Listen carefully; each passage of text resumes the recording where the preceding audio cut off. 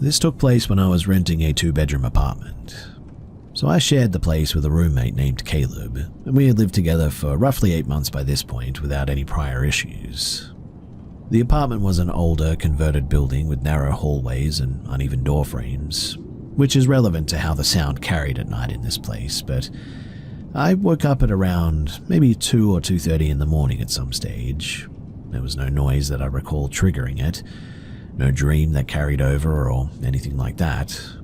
I was alert almost immediately, which stood out to me because I usually take several seconds to sort of orient myself after waking up.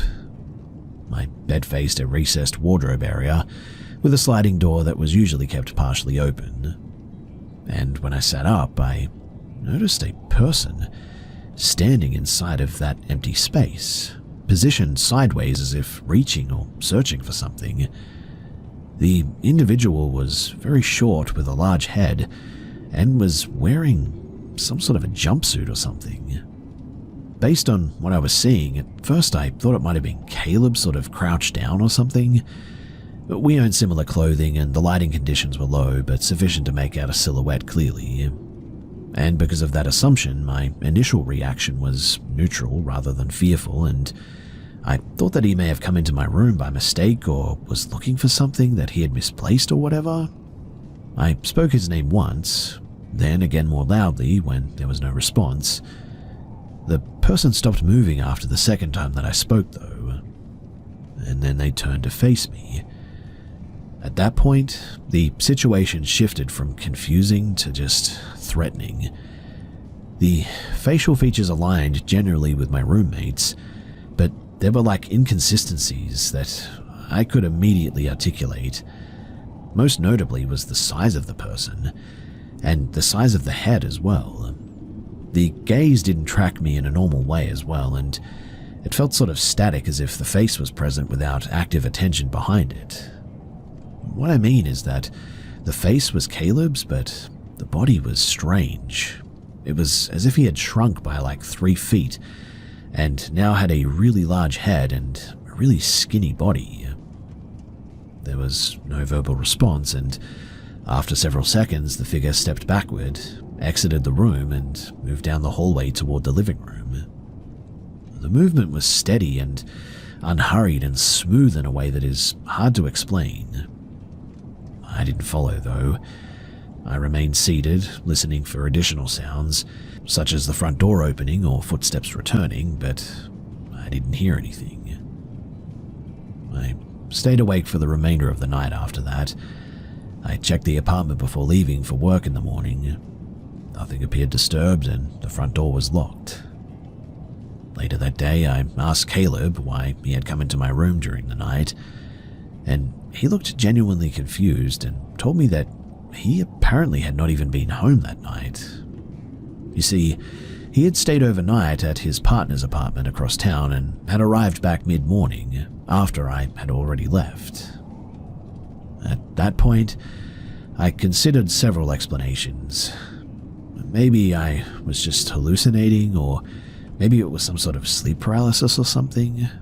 Another possibility was that it was an intruder who happened to resemble my roommate and exited quietly, though there were no signs of forced entry or missing items or anything. Well, several weeks later, the building management notified tenants that a former resident had been accessing units using an old master key that had not been properly accounted for during renovations. No direct connection was made to my apartment, but the timing aligned closely enough to offer a plausible explanation, I suppose. Although that really doesn't explain the person's dimensions and just how weird they looked.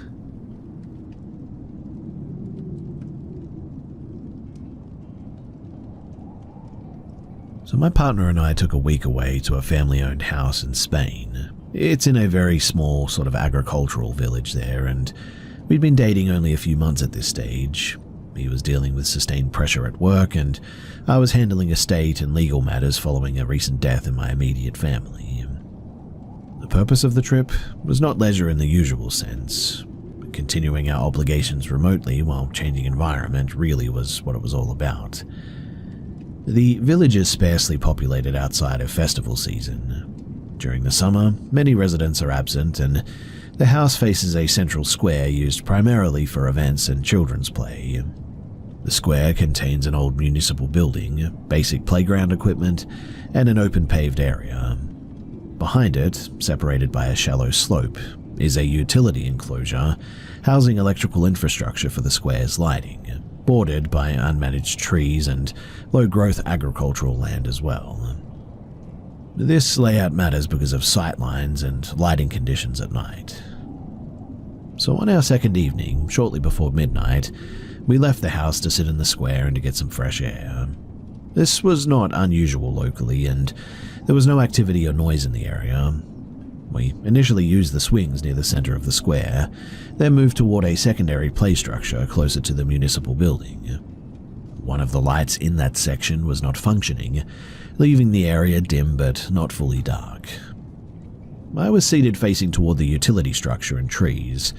My partner was facing toward the houses, and at one point I noticed a porch light at a neighboring house turn off, and I registered this only as an indication that no one else was outside at this point. Now, within seconds of that, I experienced a sudden physical response to something. Increased heart rate, I felt a bit dizzy, and a strong impulse to just leave the area. Mind you, there was nothing in the area that should have really caused it. No sound preceded it, and I didn't see anything. I didn't speak immediately, but my partner noticed my posture change and made eye contact.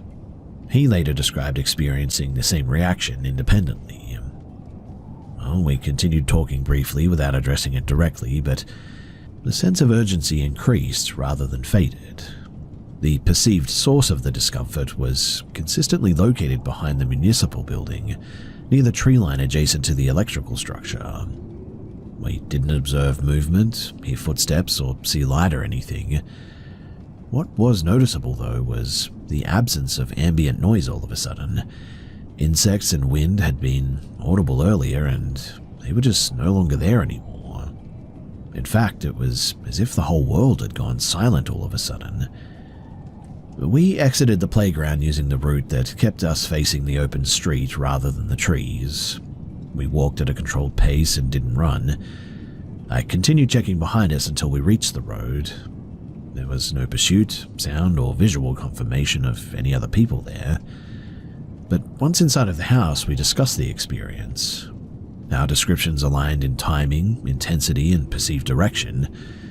Neither of us had seen anything identifiable. The lack of clear cause made the experience more difficult to contextualize as well. Not more dramatic or anything, but it was around then that we noticed the time. It was now 5 o'clock in the morning, and the sun was about to rise. But that made no sense at all. I mean, we went down there at like midnight, and we'd been there for maybe 20 minutes maximum. So where had all that time gone? Well, the following day, we attempted to resume normal activities. That evening, we drove to a nearby mountain town for dinner and returned after about 3 hours. When we arrived, I exited the car to open the garage gate, and at the base of the driveway incline, directly in front of the entrance, there was a dead cat positioned across a drainage channel. There was no visible injury consistent with a vehicle strike, and no blood, broken limbs, or skid marks or anything. My partner, who had prior experience in rural areas, noted that the body condition suggested that the animal had not died at that location, and that death had probably occurred earlier. I didn't touch it. We entered the house immediately and secured the doors. The cat remained in the same position until the following night as well, after which it was just gone. We didn't see who removed it, or if maybe a wild animal had taken it or something, but no further incidences occurred during that stay or on subsequent visits. The playground has not produced the same reaction since then, and I have not experienced any missing time apart from that time. I have spoken to a couple of people before about this who have suggested maybe abductions or something, like alien abductions, but I don't know about any of that stuff, and I've never seen anything like that, so I don't know. If you have any idea as to what this could have been, then I would love to hear from you guys, because really, I'm completely stumped.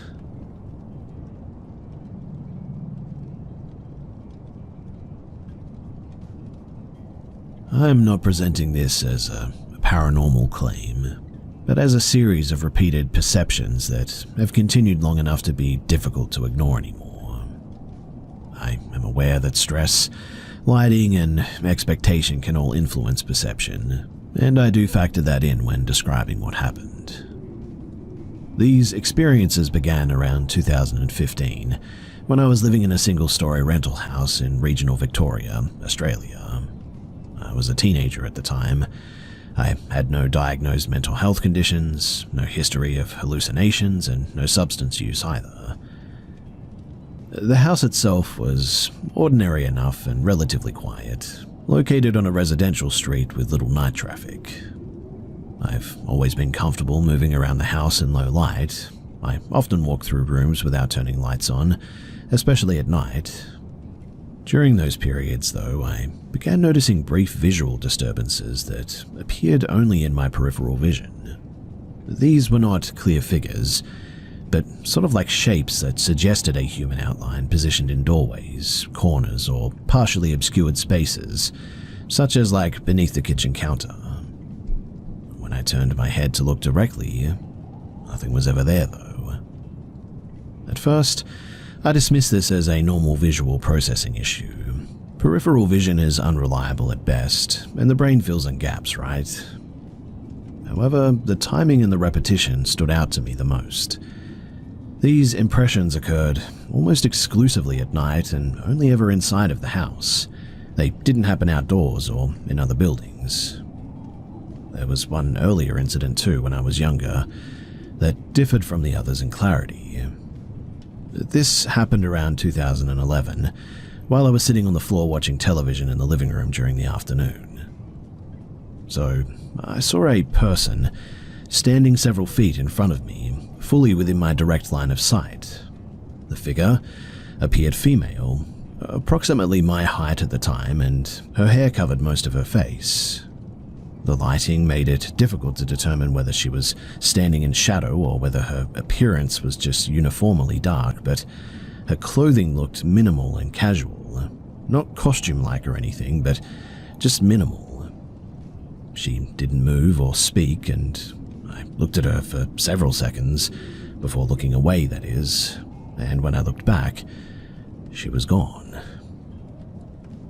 That was the only time that I did see anything with that level of clarity. It never did repeat, and I didn't tell anyone about it.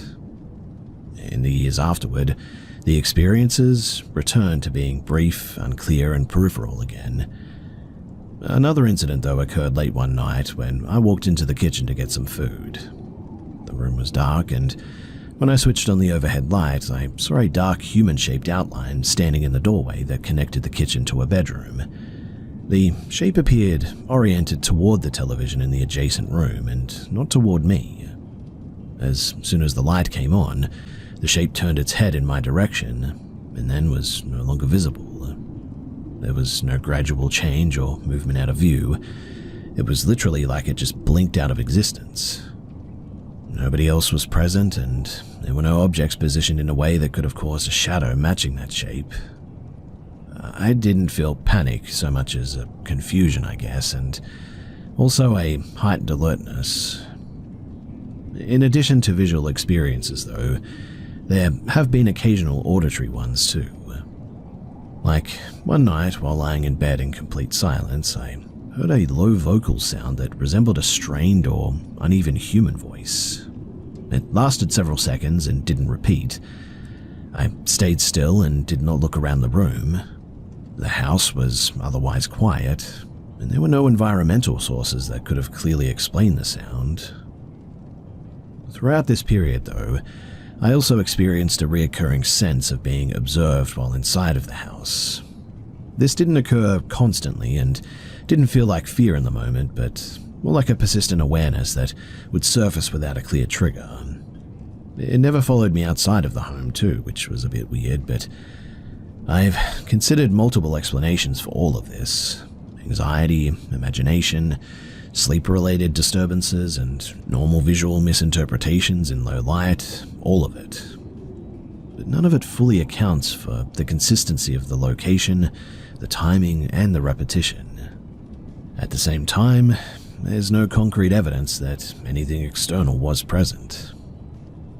These experiences decreased significantly after I moved out of that house though, which again is weird. They haven't followed me to other residences or anything, and I don't claim to know what caused them. But what unsettles me the most is not the idea that something unexplainable occurred, but that the experiences stopped entirely once the environment changed, without any conscious effort on my part to address them too. That makes me think that there was something about that place which was not normal.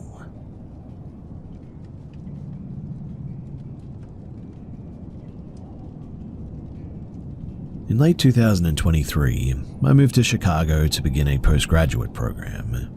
I arrived with limited savings and focused on finding a short-term furnished room within walking distance of campus. Due to the cost constraints, my options were pretty narrow.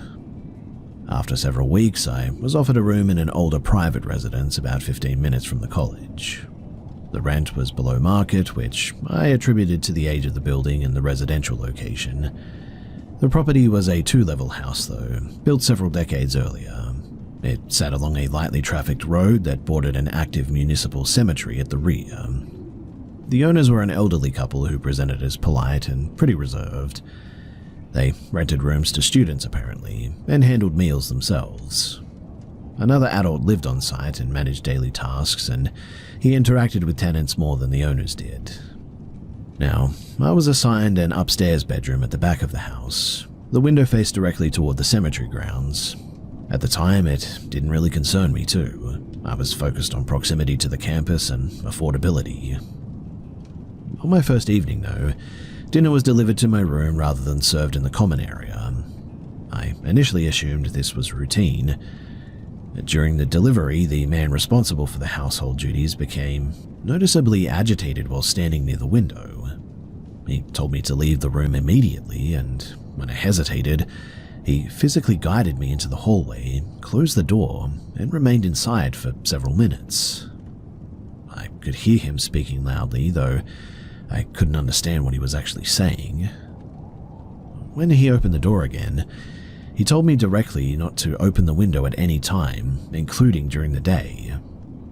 No explanation was provided, and that was it. I agreed because I didn't want conflict and really had nowhere else to go at that point.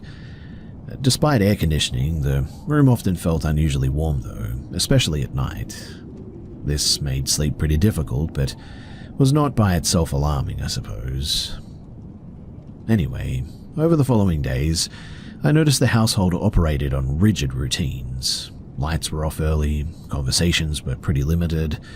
The owners attended church frequently and avoided discussing the property's history. When I asked general questions about the area, answers were pretty brief and always redirected. Within the first week, I began hearing what sounded like my name spoken softly near the window at night too. The voice was indistinct and inconsistent. At first I assumed it was the noise carrying from the street or nearby buildings or whatever. However, the windows were several meters above the ground level, and the sounds occurred even when there was no visible activity outside. I didn't open the window, obviously. In fact, I avoided looking directly at it after dark. The disturbances became more frequent though. I would return from classes to find the window unlocked or partially open, despite leaving it closed. When questioned, the household staff either denied entering the room or claimed not to remember as well. At night, I heard intermittent sounds from the bathroom, including running water when the fixtures were dry. There were also brief impacts against the window frame, as if something had struck it lightly. The final incident, though, that occurred shortly after midnight on a weekday. I was awake due to noise and sitting upright in bed, and I noticed a shape positioned near the window that didn't align with the reflections or the shadows from outside lighting. It remained stationary and appeared to be sort of oriented toward me. I couldn't identify facial features clearly, but I was certain that something was present that had not been there just moments earlier. I didn't investigate further. Instead, I exited the room immediately, left the house, and I stayed elsewhere that night, a little bit spooked. The next day, I removed my belongings and informed the owners that I would not be returning. I did not request an explanation, and none was offered. I later secured housing further from campus at a higher cost. Since leaving that house too, I have not experienced similar disturbances. I later secured housing further from that campus at a higher cost, but I was glad to be out of there because whatever that was, and whatever was going on there, it wasn't normal.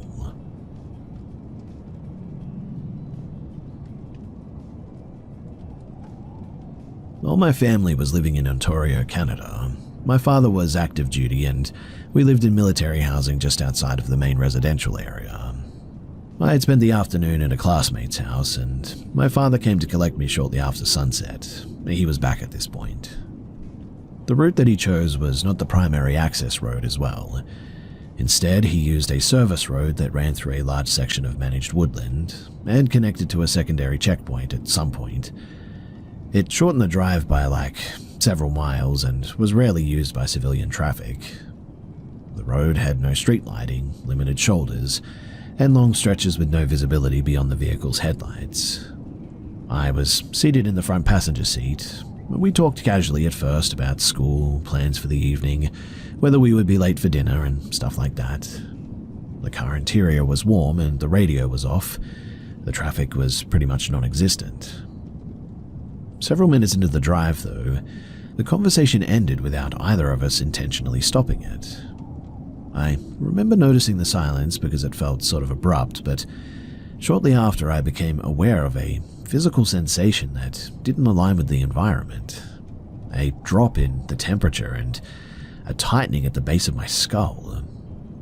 These sensations were not dramatic, but they were persistent enough to draw my attention away from the road. I didn't turn around, I didn't look in the mirrors, and what stood out most was a strong reluctance to check the back seats, despite having no clear reason to suspect anything was even wrong. The feeling was not fear in a conventional sense, but more like a conviction that acknowledging whatever was causing the discomfort would make the situation worse. Out of the corner of my eye, I noticed my father's posture had changed as well. He was sitting rigidly, hands steady on the wheel, eyes fixed straight ahead. He didn't adjust the mirrors or glance sideways, which was unusual for him on dark roads. The vehicle that we were in was a large SUV with 2 full rows behind us. The sense that something was occupying the space behind the second row, it remained constant for several minutes. Mind you, there were no sounds, no movement, and no visual cues.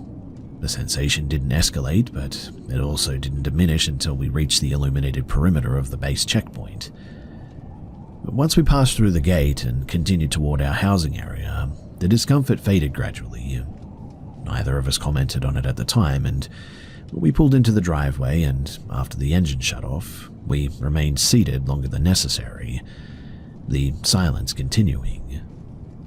I eventually turned to look at my father. He was already looking at me, and without prompting, he asked whether I had noticed anything unusual during the drive, specifically referencing the back of the vehicle. I confirmed that I had, and I described my reluctance to turn around or to speak, and he responded that he had experienced the same hesitation and that he had looked in the rearview mirror and apparently had seen something. We didn't attempt to define what the sensation was. We agreed only on the timing and the fact that it ended once we reached a populated, well-lit area. No further incidents occurred on that road before or after that, and years later, I asked him whether he remembered that drive, and he did. His interpretation was practical. He attributed it to fatigue, low sensory input, and the brain's tendency to misinterpret silence and darkness as threat indicators. I find that explanation plausible, but Still, he did say that he did see something, a black shadow or a dark mass sitting in the back of the vehicle. The precise overlap in our reactions, and it was all without communication, mind you. It remains difficult to dismiss this entirely. Well, for me at least, not for my dad. Nothing ever followed from that experience. There were no reoccurring events, no changes in behavior, and no similar shared episodes ever again. It stands out only because it was simultaneous, unspoken, and resolved the moment that external conditions changed.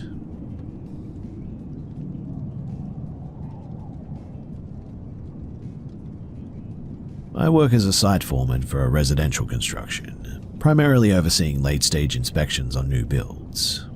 That means that I'm usually alone on site early in the morning and also again in the late afternoon, checking work completed by subcontractors and documenting anything that needs correction. I am pretty accustomed to inconsistencies, mislabeled breakers, fixtures installed out of sequence, temporary power still live when it shouldn't be.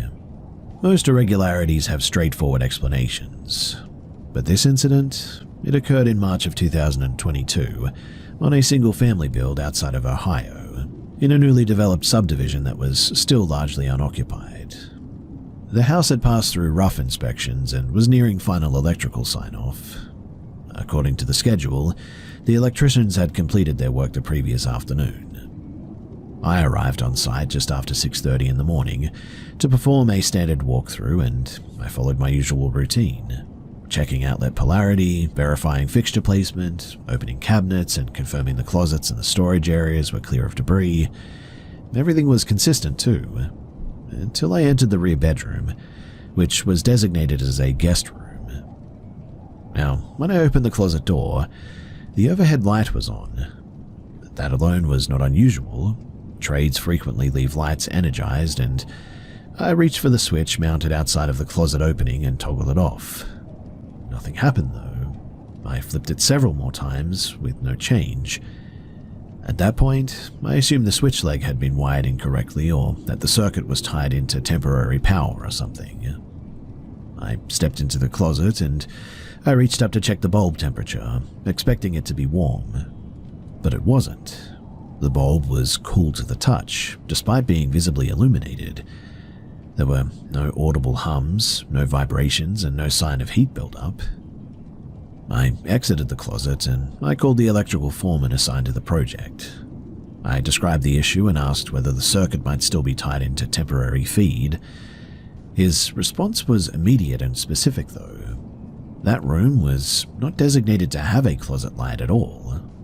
According to the plans, the closet was passive and had no electrical rough-in.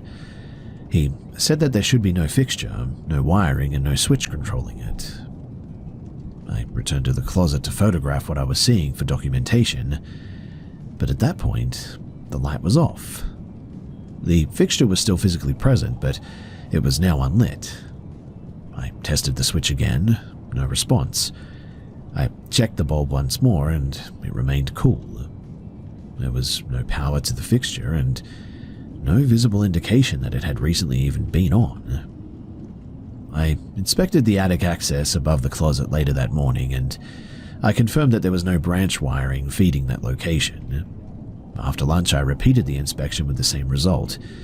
The light didn't come on again, and the switch never functioned. I didn't escalate the issue beyond a brief note in my personal log, and from a practical standpoint, there really was no actionable defect to report. The fixture was not powered, and the electrical scope matched the plans. Although it was weird that the electrical foreman said that there shouldn't be anything there. Raising the issue formally would have invited unnecessary attention without evidence, I guess. Anyway, eventually I went back to that room at some point, and you will not believe it, but that light fixture, it was now gone. And when I stepped into that room, there was something off about it. The whole room felt cold and it was eerie. I began to exit the room, and that's when I swear that I heard whispers coming from the walls. I know that that sounds crazy, and look, maybe it was nothing, maybe it was mice or rats in the walls or something. I'm not sure, but it was creepy. I still have no plausible explanation for how that light switch was there and on during the morning, and how by evening it was like it had just disappeared out of existence. I mean, there was no hole in the roof where the fixture should have been. I even confirmed later that there was no wiring there. And yet, I remember seeing it. Heck, I even have a photo of it. I don't know what the heck was going on, and that whole situation was just so strange that I don't like thinking about it.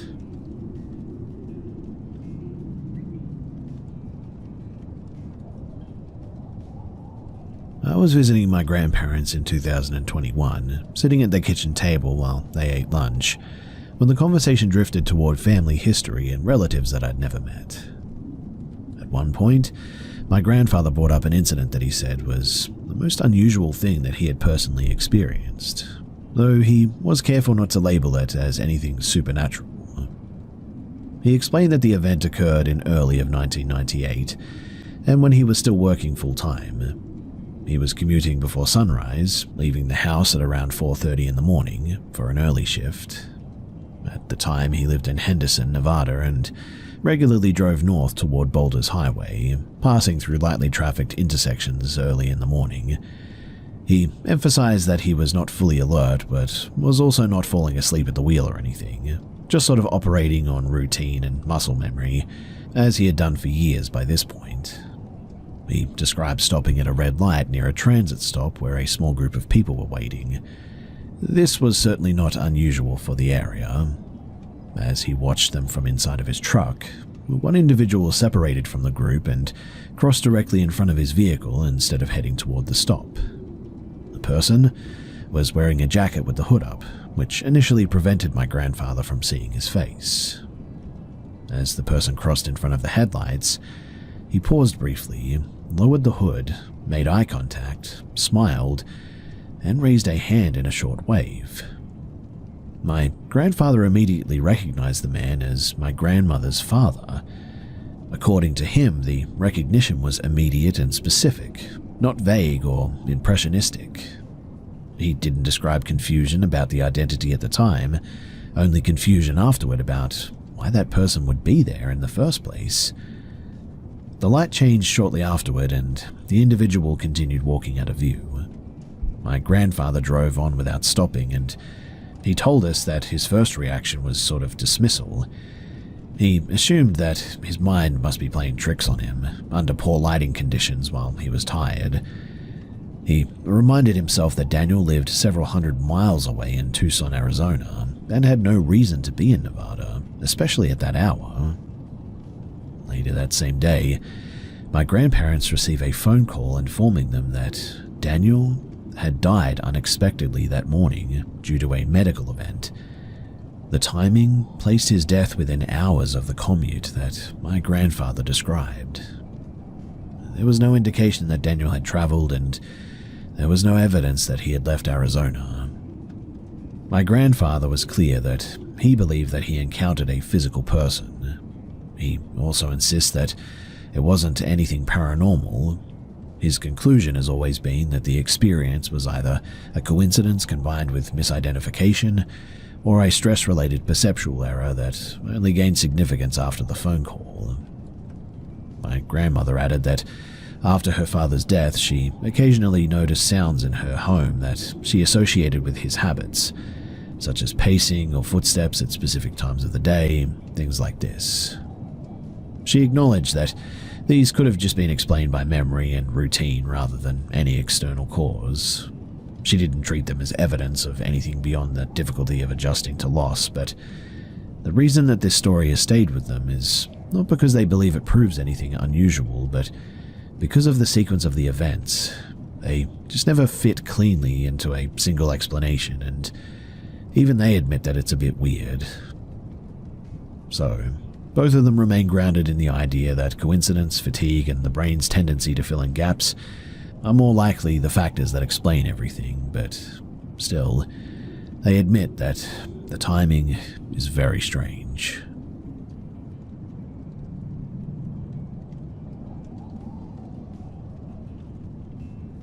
I want to be clear about the context before describing what happened.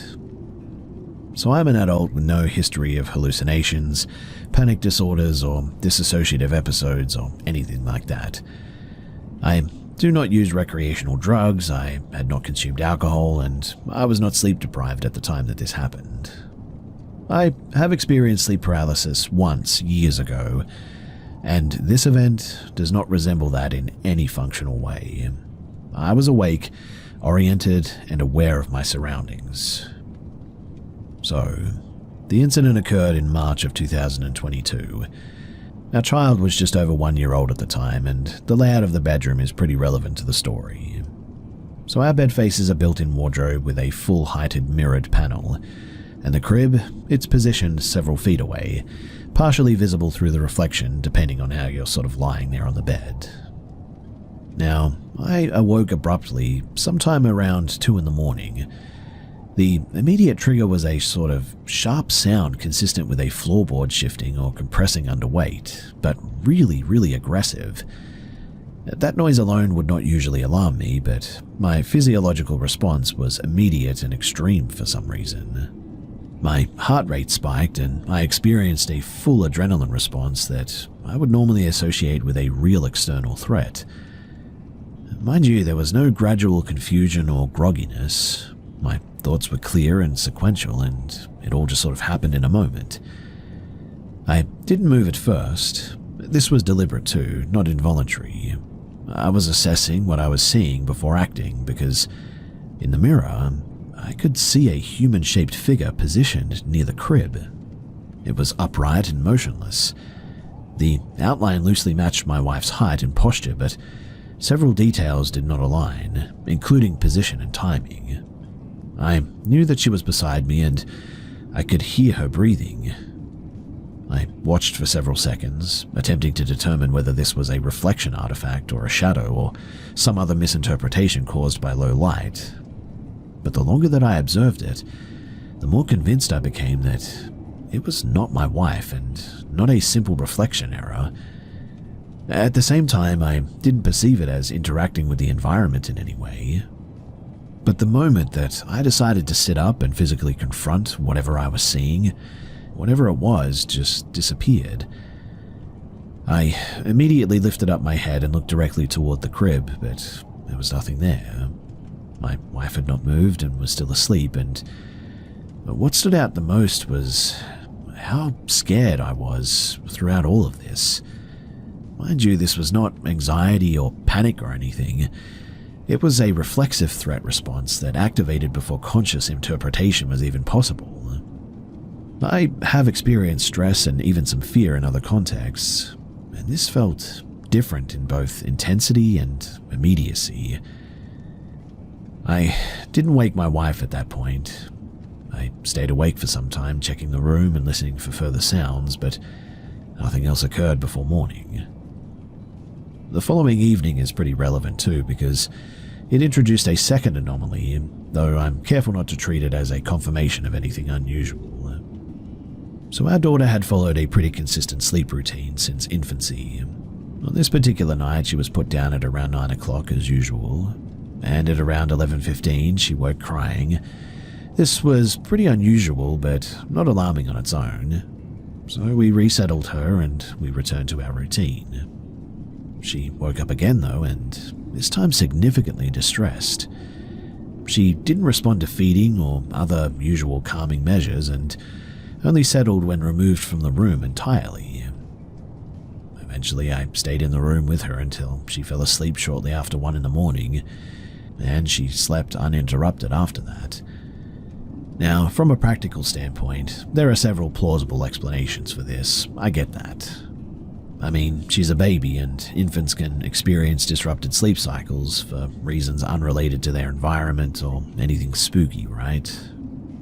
What remains unresolved for me, though, is not the possibility of explanation, but the certainty that I experienced in the moment that something was definitely present, followed by what happened this night. I'm not asserting a paranormal cause. I really don't know what it was. I guess I'm just documenting the event, because it just wasn't normal, and It's not like any other experience I can reference in my own life. Despite being fully awake and rational at the time, I'm sure of it. I haven't experienced anything since then, but I certainly won't forget what happened that night because it absolutely terrified me right to the core.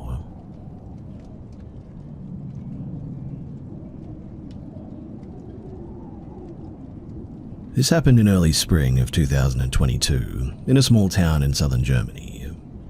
I was at home with my cousin Mark and we were just drinking a beer late at night and talking about family or something like that. But the conversation turned to my younger brother, Jonas, who had unfortunately died in a motorcycle accident at around the age of 18, roughly 2 years prior. His death, it had been really sudden and there were still many things left unresolved emotionally about that, especially for me. But at some point, Mark checked the time on his phone and mentioned that it was like 3:10. That caught our attention too because Jonas had officially been pronounced dead at 3:12, according to the hospital report. We acknowledged the coincidence and we made a few dark jokes, mostly as a way to manage the mood, I think. I mentioned that I had always thought that it would have been normal to share drinks with my brother once we were both adults, something that never really happened. On impulse, we decided to walk to the cemetery and have a bit of a drink there in his memory. Alcohol was involved, but neither of us was impaired at any point. The cemetery, it's about 1.5 kilometers from my house, and the walk takes roughly 20 to 25 minutes, I would say. While walking, we talked casually about death, religion, and whether people leave anything behind beyond memories. At one point, partly joking and partly serious, I said that if anything like an afterlife existed, some kind of obvious coincidence would be convincing, something visible and immediate, like an animal passing close by or something like that. Nothing happened during the walk. At the cemetery too, we stood by Jonas's grave, talked for a few minutes and drank quietly. Mark noticed a small metal model car that had been placed there by another family member. He asked what it represented, and I explained that Jonas had always wanted to own a specific model of a pickup truck one day. After finishing our drinks, we left and we headed back toward town. Just before we exited the cemetery gate, though, an insect flew directly into my face, hitting my cheek. I didn't say anything at the time because, well, it seemed pretty irrelevant to the whole thing, but a few seconds later, once we were on the street outside of the cemetery, a bird flew out of the hedge at street level and continued straight down the road in front of us. It startled both of us simply because of just how close it passed, and we commented on it briefly, still not taking it too seriously. That's when I mentioned the insect, and Mark said the same thing had happened to him moments earlier. That overlap made us sort of stop walking for a moment and acknowledge the weird timing of everything. We didn't assign meaning to it, but we did recognize that it was unusual enough to notice. Out of curiosity more than belief, really, we continued walking in the direction that the bird had flown. At the next intersection, the bird was standing on the road. As we approached, it flew down the street to the left, and we followed again, and it repeated the behavior once more before flying upward and sort of disappearing. Now, less than a minute after the bird had vanished, I saw something behind some hedges. At first, I wasn't sure what I was looking at. It looked like a shadow or something like that. I pointed it out to Mark, and he said that he could see it too, and we weren't really sure what it was. But then, it moved. It was like a person standing there, but just all black and completely shadow-like. I've never seen anything like it before or since then, and we hightailed it out of there because we were so spooked and we weren't sure what we were actually looking at or if our eyes were just playing tricks on us or something. The following morning, I was sitting in the kitchen with my mother, explaining what had happened. During the conversation, a bird landed in our yard near the window and stayed there briefly before leaving. My mother commented that it was uncommon to see that species so close to the house. In hindsight, none of these events are impossible to explain individually, I suppose. Insects, birds, shadows, I don't know. Maybe fatigue, alcohol, emotional context, and pattern recognition, like played a role in how we interpreted the sequence or something. Whatever the case may be, it was certainly a strange night. I don't treat it as evidence of communication or signs of the paranormal or whatever, but what it provided was a sense of closure, I guess, during a period when we were actively thinking about loss. Whether coincidence or psychology, the experience helped rather than harmed, and that is ultimately why it has stayed with me.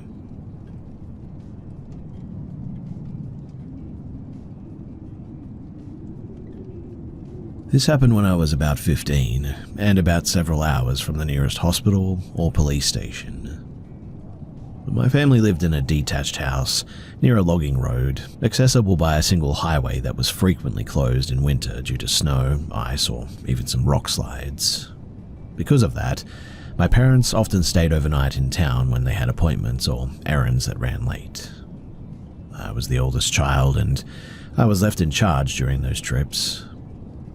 At the time, I took that responsibility pretty seriously, sometimes to an unhealthy degree, I guess you could say. We relied on a wood-burning stove for heat. Power outages were pretty common here, and emergency response times were pretty long as well. There were also ongoing concerns about wildlife and occasional property crime in the region, and all of that contributed to a constant sense of vigilance. For several years before this incident, I had reoccurring nightmares centered on failing to protect my younger siblings. The scenarios varied all the time. Fires, break-ins, medical emergencies, but the common theme was that I was responsible and something went terribly wrong. By my mid-teens, these dreams were happening at least once a week and were vivid enough to cause panic on waking. On this particular night, my parents had driven into Prince George and were staying overnight. I had my younger siblings, Liam and Noah, 6 and 8 respectively, sleeping in my room to reduce my anxiety. I stayed awake much longer than usual, listening for sounds and checking the stove repeatedly. My anxiety was getting the better of me. But sometime after midnight, I fell asleep, and I remember waking abruptly and checking the clock. It read 3 in the morning. I had the immediate impression that something was wrong, though. Although nothing specific had happened yet. I looked to my left and right and noticed that the bed felt lighter or something.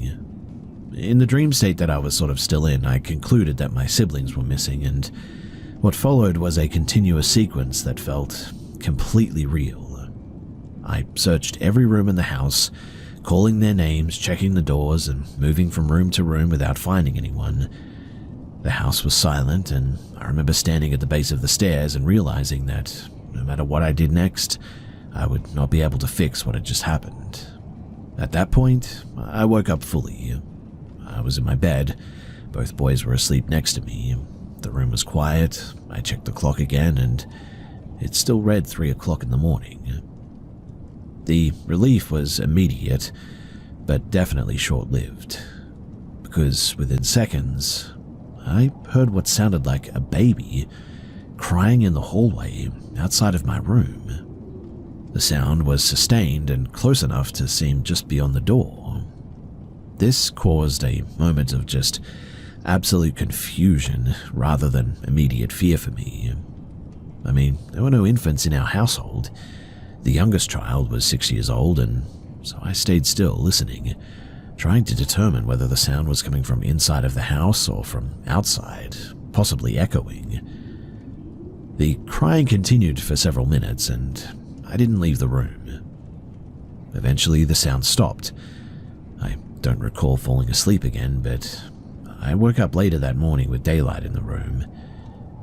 Everybody in the house was okay. There were no signs of anyone moving around during the night as well, and when I asked my next oldest sibling if he had heard anything unusual, he said no. At the time, I interpreted the experience as threatening and intentional, but as an adult, I'm not really sure.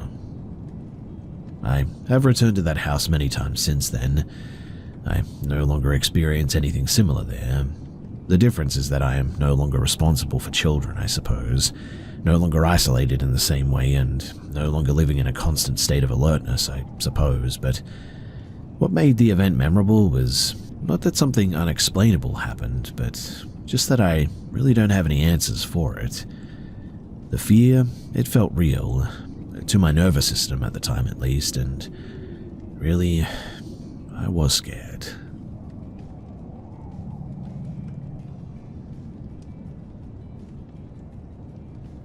The property that we lived on was several kilometers off of the main highway, accessed by an unsealed road with limited lighting and long stretches without any houses too. My younger brother and I were returning home late in the evening one day after a supply run into town. I was 33 and he was 29 at the time. He died a few years later, unfortunately, which is one reason that this memory has always stayed so vivid. So he was driving and I was in the passenger seat. It was sometime after 10 o'clock, dry weather, clear visibility, and the road was straight for several hundred meters before ending at a T-intersection where you could either turn left toward a cattle station or you could go right toward a disused quarry road. We were traveling roughly at about 80 kilometers an hour, headlights on in high beam, radio playing quietly. There was really nothing unusual up to that point. But as we approached the intersection, I noticed a dark vertical shape standing in the middle of the road, roughly where the junction began. At first I assumed it was a signpost or maybe a person or maybe even some livestock. As the distance closed in though, it became clear that it was not reflective, and whatever it wasn't moving, and it wasn't positioned like anything that normally belonged there should be. I began asking my brother what he thought it was. He didn't answer immediately, and as we got closer, the shape appeared taller than a person. It was maybe 2.5 meters tall by rough estimation, but it didn't appear to be standing on the road surface in a normal way either. What I mean is that there was a visible gap beneath it that made depth perception really difficult, and I sort of noted this out loud, and my brother said only that he was not going to slow down. At no point did the object step forward, retreat, or react in any way consistent with an animal or a person attempting to avoid a vehicle. It remained stationary until we were nearly upon it. At that moment, it appeared to sort of rotate or shift orientation toward the car. And what happened next was the most disorienting thing that I have ever experienced. There was no impact in the traditional sense. Instead, there was a sudden loud sound across the exterior of the vehicle, similarly to a heavy sheet or flexible material or something like that, being dragged rapidly over metal. The windshield's visibility dropped for less than a second, as though something had passed over the lights in the bonnet. My brother reacted by swerving left off of the road and braking hard. The vehicle stopped partly in the cleared paddock area, adjacent to the intersection. The engine stalled. We sat in silence for several seconds. There was nothing outside of the vehicle now. No debris, no marks on the road, no damaged vegetation, and no visible source of where the sound had come from. The headlights illuminated empty ground and fence posts, and we exited the car briefly and checked around it, and we found no physical damage, thankfully. We drove home without further incident, and we arrived within about 10 minutes. When we described the experience to family members, my brother struggled to speak and was visibly shaken. In fact, he avoided discussing it afterward for the most part. Over time, I have revisited the event, and with a more critical lens, I guess you could say. The most likely explanation is that it was maybe dust or mist or something, or maybe some sort of an airborne animal intersecting with the headlight beams at the intersection or something. The covering sensation could possibly have been a large bird, or maybe a wind-borne debris or something, maybe a tarp from a nearby fence that was lifted momentarily by air displacement or something. But really, when I think about it, none of that really explains things all that well. I don't know what it was that we saw that night. I miss my brother terribly, and I often think about him when I remember this.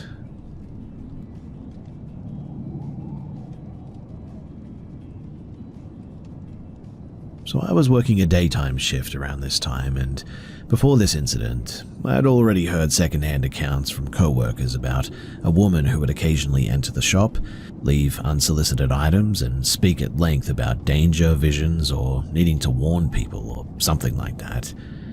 I had never encountered her directly myself, and these stories were treated as odd but not threatening. According to staff who had seen her previously, she usually appeared calm, spoke coherently, paid for small items, and left behind objects like candles or handwritten notes or household charms. Management? They didn't ban her because she had never caused a disturbance before, and by the time that I started working there, she was spoken about more as a curiosity than a risk. The day that I saw her, though, the situation was different from those earlier descriptions. I was behind the counter when shouting started outside in the parking area. It sounded like an argument, but only one voice was raised. One of my co-workers went to look and came back visibly unsettled, saying the woman was yelling at someone who was just not responding. When I looked through the window, I saw her car pulling forward abruptly.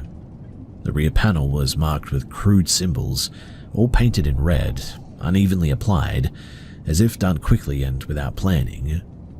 I didn't recognize the markings, and I didn't study them long enough to even try, really.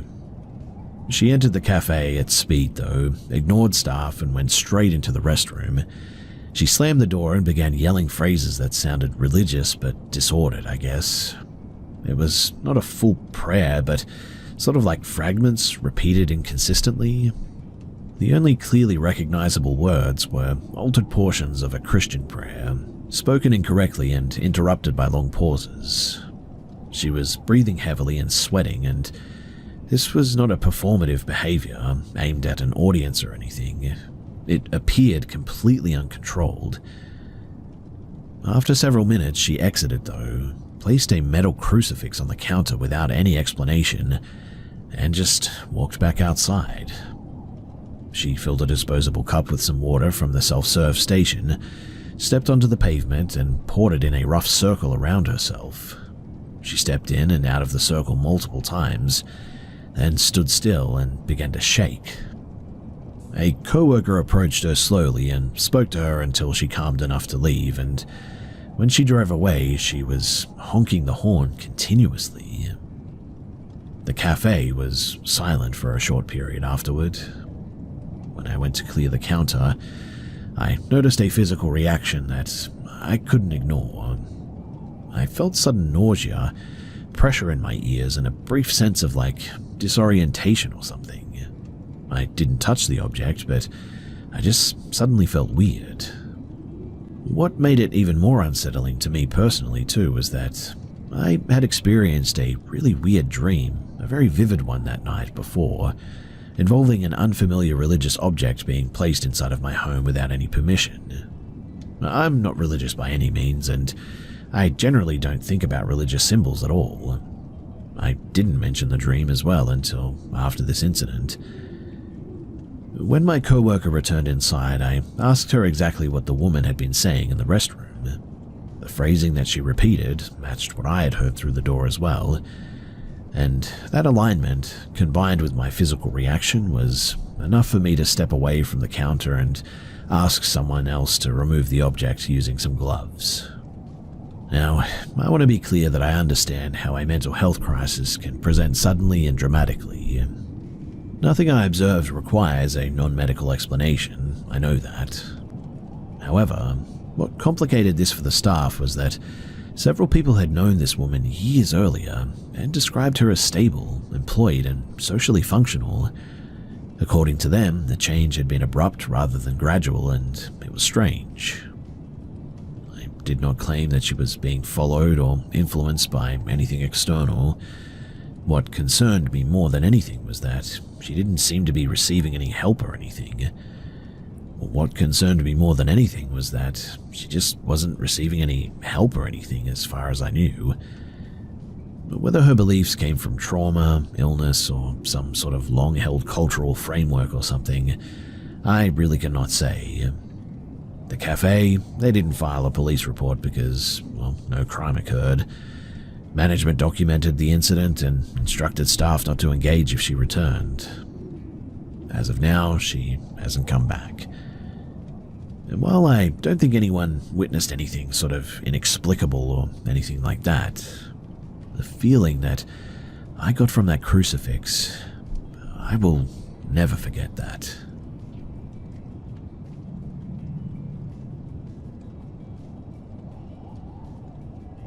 In 2017, I accepted a short-term contract in Western Norway, near a small inland lake outside of Voss.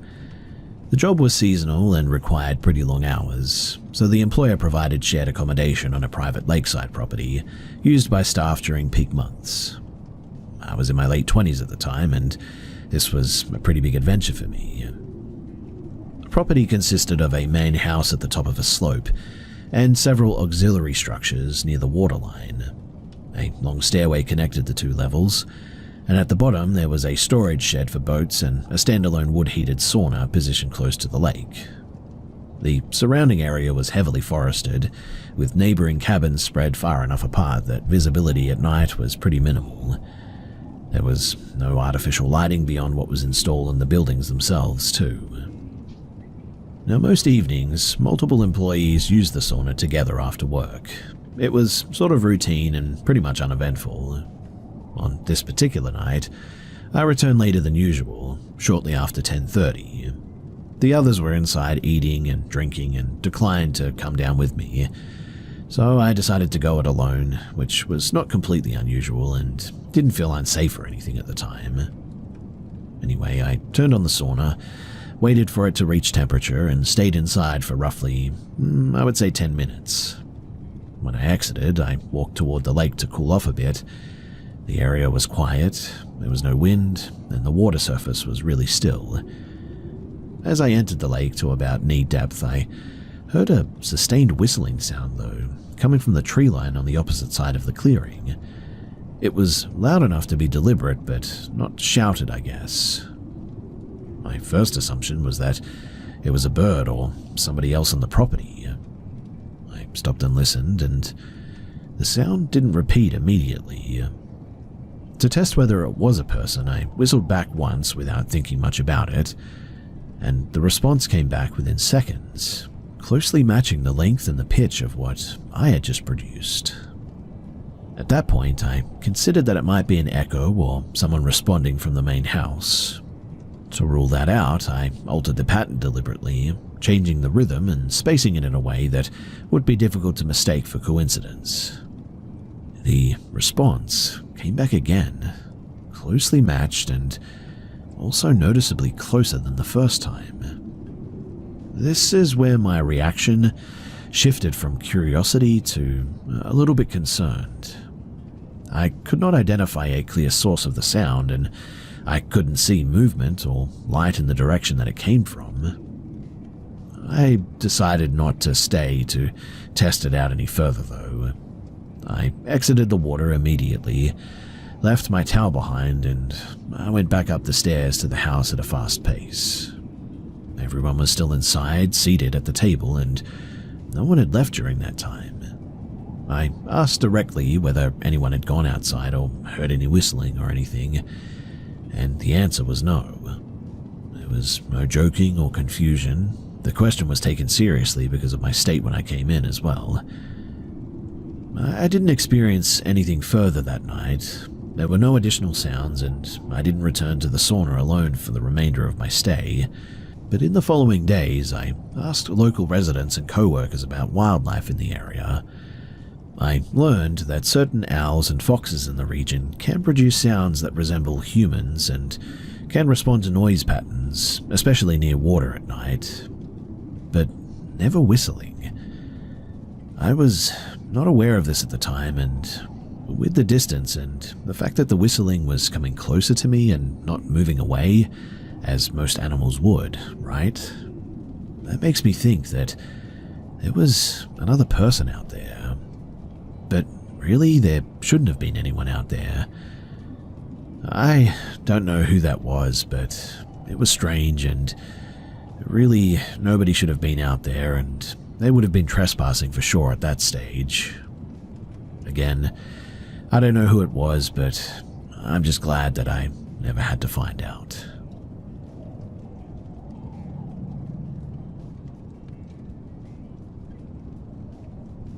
I live in a house which dates back to the late 1800s. Tons of history, and I looked into previous owners and know that they had children, most of whom sadly didn't survive very long. I've not had any experiences so far. I've lived here since October, but I do sometimes feel like I'm being watched. It's never felt malicious, I guess, but still a bit weird. However, today, I have a speaker plugged into my TV, which only ever activates usually when the TV is on. But when the TV was off, the speaker turned on alone. I really don't know how that's possible, because it can literally only turn on with power from the TV. It's a soundbar. Also, I was upstairs for hours organizing and tidying a room that I'd neglected, and I came back down to put something in the living room to find my salt lamp turned on. This is a lamp which only can be turned on by a remote, which is on the TV stand, and which definitely was not accidentally pressed or anything. It's also probably worth noting too that while I was sorting out stuff, my dog was sitting with his back to me facing open doors, almost as if he was watching out for something. I have no doubt that if there is something here that it's friendly. I have zero bad vibes, I guess you could say. But still, it is just a teeny bit unsettling. Also kind of fascinating, I guess, but I'd love to know your thoughts or possible debunks. I'm not one of these people who are dead set, pardon the pun, on everything being paranormal. So if you have any explanation as to how lights and speakers can turn on their own like that, then genuinely I would love to hear it. But if you do think that it is paranormal, I would also love to hear your thoughts and how to keep this whole thing friendly.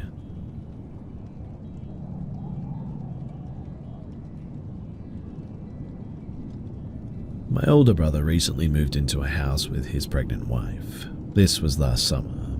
My younger brother, he's not younger than me, just younger than my other brother, and Dad moved in October, and me and my mum, we moved in December. The house was made around the 1930s, and during these months, we encountered nothing out of the ordinary, except for when me and my mum moved in, I guess. The baby was safely born in November.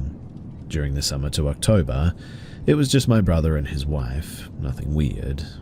The house has 2 floors plus a basement and a driveway in the back. Now, in December, my sister-in-law's phone wallpaper changed to Tom from Tom and Jerry, smoking a fat cigar. She left the phone on her bed on the 2nd floor, left for like 3 minutes and then came back, and it was changed. It was nothing too weird, I guess, because we thought that it was just a glitch, but then in mid-January, when my older brother and his friend were in the basement, there were 3 knocks on the basement back door, which leads to the driveway. There was also some movement outside, which my brother saw through the glass window. When I heard this, I thought that it must have just been the wind, but my older brother was really shook by this, which was weird for him. He was adamant that it was definitely a person or a figure at least. Then a few days ago, while I was passing my younger brother's room, I swore that I saw 2 feet on the bed. I thought that it was just my brother in his room, but when I went downstairs, as soon as I went, my brother came into the house through the front door. I asked him, "Hey, weren't you just upstairs?" And he said no to this. "Maybe it was a ghost, haha," he said. I was so sure though that I saw 2 feet that I actually thought that he was in his room, so I went back upstairs, retraced my steps, and there was nothing there. My eyesight isn't the best, I guess, but I don't know. it seemed real. Maybe my mind was playing tricks on me, I don't know. I also watch a lot of scary movies, and I guess that adds more to the fear, but yesterday we were wondering about how the phone wallpaper changed like it did, and we all agreed that no one did it, so we're all pretty serious people, and I don't actually think anyone would lie about it. My older brother said that maybe they changed it to Tom smoking a cigar because my dad smoked cigarettes in the back of the house. Not fat ones or cigars or anything, just regular ones. I guess it makes sense, but it just seems kind of dumb to me, I suppose. Is this thing toying with us? Is there even a thing that exists here? We still haven't told my younger brother about any of this because he's going to stay in the basement after the renovations are done. And all of this started when the basement renovations began. My younger brother doesn't want to even go to the first floor if there's no one in it, because he's actually pretty scared of it. But I don't know, what do you guys think? Is there something in my house, and if there is, can I do anything about it?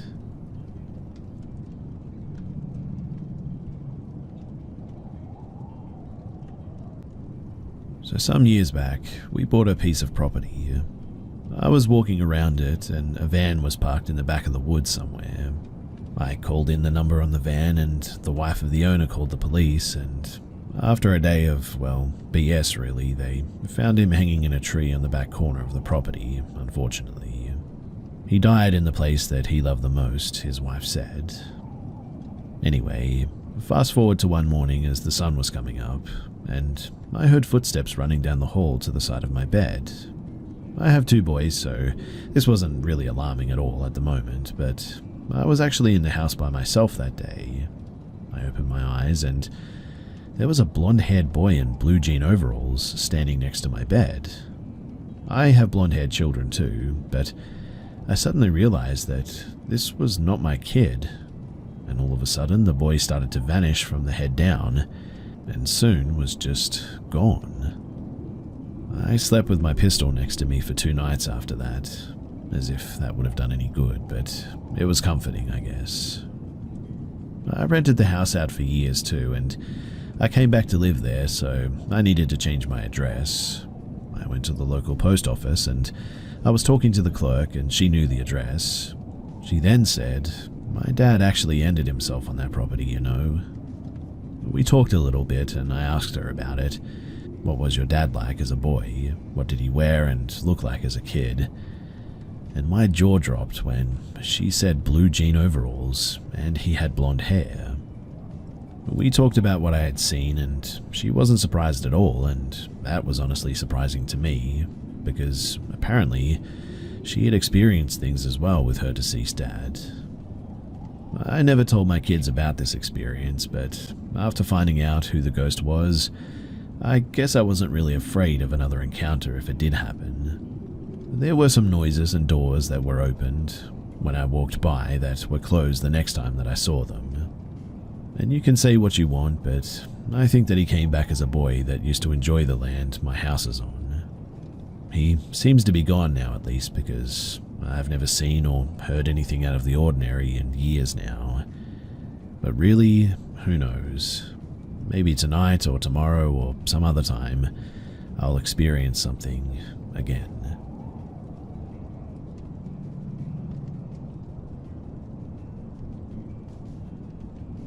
My husband and I moved into this house that we currently live in a little over 4 years ago. We live on Long Island, New York, in a very old colonial house built in 1907. Ever since moving in, we've experienced some very strange things. The first experience still freaks me out to this day. I left work early as I was sick with a cold that day.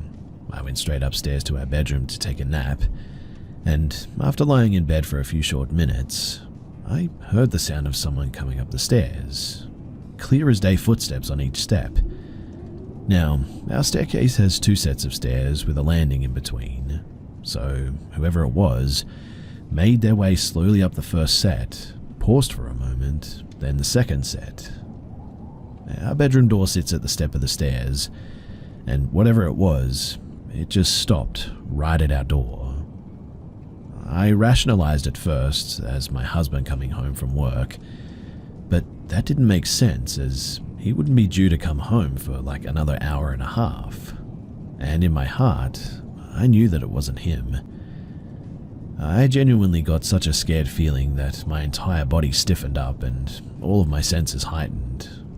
Later, when my husband did come home, I asked him if he came home early and then maybe went downstairs again, and told him what I heard, but he said no, he just got home. But he didn't quite believe me, I guess. Well, about a month later, he experienced the same thing.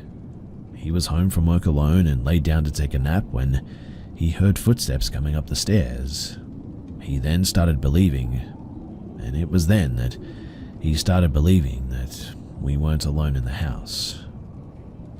We had our baby, a boy, in 2021, and one night I was up breastfeeding him. I used to go downstairs to our living room so my husband could sleep as he went back to work after paternity leave.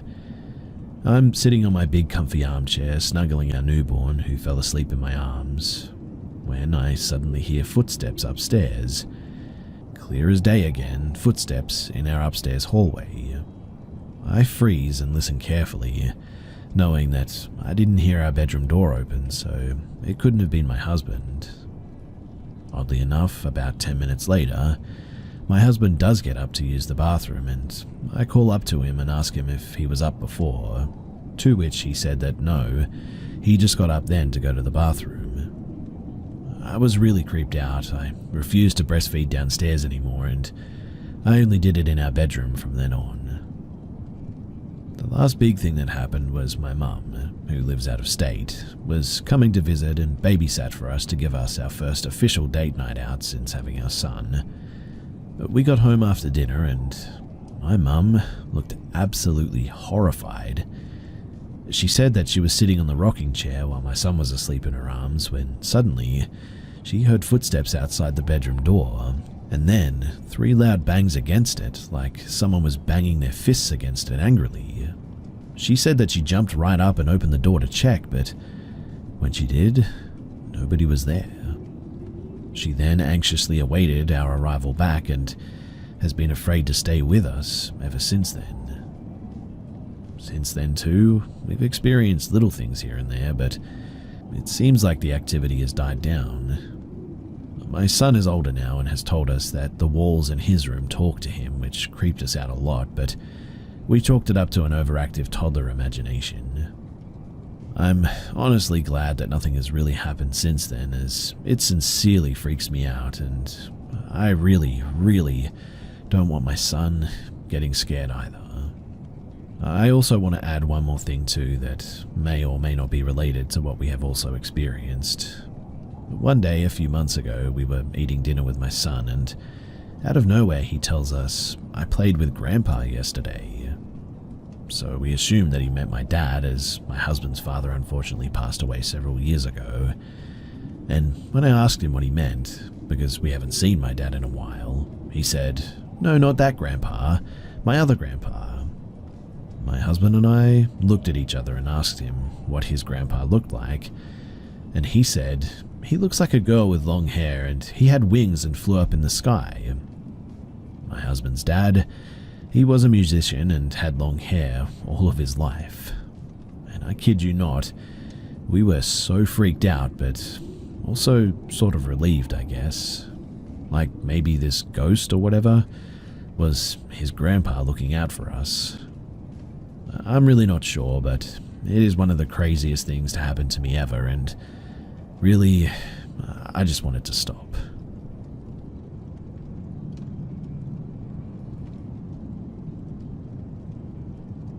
This was a couple of years ago now. I was still in college. I worked at my local high school in South Jersey on the night shift for some extra money. But unfortunately, the hours meant that I didn't really get to have a life during the week.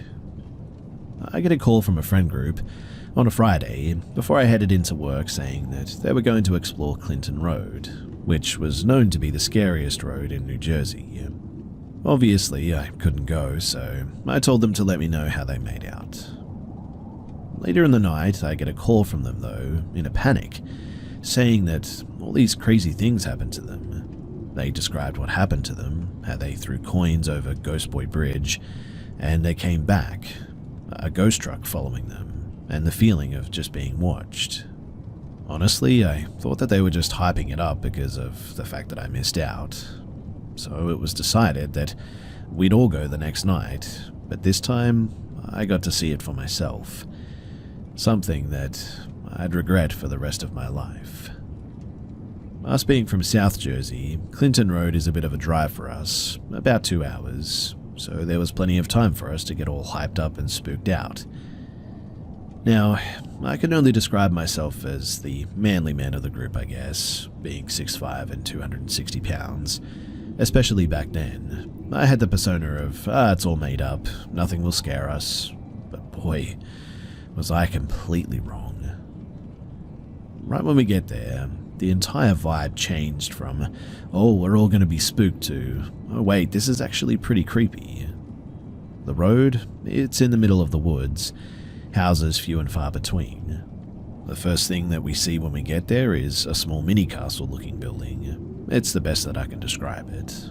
And because of the far ride, we all had to pee at this point, so I went to the left, friend 2, Joe, went straight, and friend 3, Ha, went to the right. Friend 4 was female who stayed behind us in the road. After I was done, I immediately walked back along with Ha, but we noticed that Joe was walking towards the creepy building. I start shouting, asking what he was doing, and he turns back around with the look of shock. Me being completely confused, I ask, "What are you doing walking there?" And Joe swore up and down that I was actually behind the building waving at him to follow me to the building.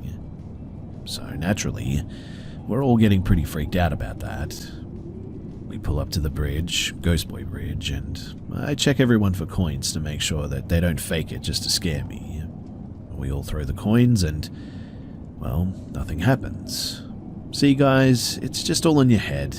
Let's go. So we all start walking back to the car, and then I hear clinking. I hear the coins hit the road. We sprint back to check, and we find the coins laying in the road. I was 100% convinced, though, that they were just messing with us, so I had the idea to mark a coin so they couldn't fake it. I threw the coin in the water, waited 5 minutes in silence, and nothing. See guys, let's go. But then, I hear the coins in the road again. I walk back and, well, it was a coin with the same exact markings that I had put on it. I'm extremely freaked out at this point, so we decided to go. Driving down the windy road in a newer sports car, we're all pretty freaked out and just want to leave at this stage. And that's when we see headlights appearing behind us, seemingly out of nowhere. Also, we didn't see them attached to a vehicle per se. I'm no car expert by any means, but I would almost bet my life on it that they were lights on an old truck, getting closer the faster that we went, taking bends at fast speeds that even a new truck wouldn't handle. Suddenly, though, the lights just disappear. So now, all in a panic, we decide to pull over to map our way out. There was dead silence, no lights except our headlights in the woods. And that is when we hear the typical woman ghost moan. And of course, what came with it was the typical woman in a white dress standing in the woods right next to our car, and suddenly she let out the loudest scream that I think I've ever heard. We also began screaming at this point to get out and go, go, go and all that. Eventually, we put the car into gear and we get the heck out of there. Once we make it back to the main roads, we decide to dig a little bit deeper on this road. And apparently, according to the sources that I found at least, the ghost truck tries to make people crash on Dead Man's Curve. Allegedly, there have been numerous bodies buried there from the famous murderer, the Iceman. On our way home, we wanted to go back again the next night, on the Sunday, but we suddenly pass an old rundown church that looks like it hasn't been used in like 50 years. And of course, the sign left out front says, "You need Jesus on Sunday." Safe to say, I never went back, and Even to this day, the friend group still refuses to talk about what happened that night on Clinton Road. I do hope that one day we can talk about it again because, I don't know, the whole thing just seems like a memory now and I just really don't want to forget it.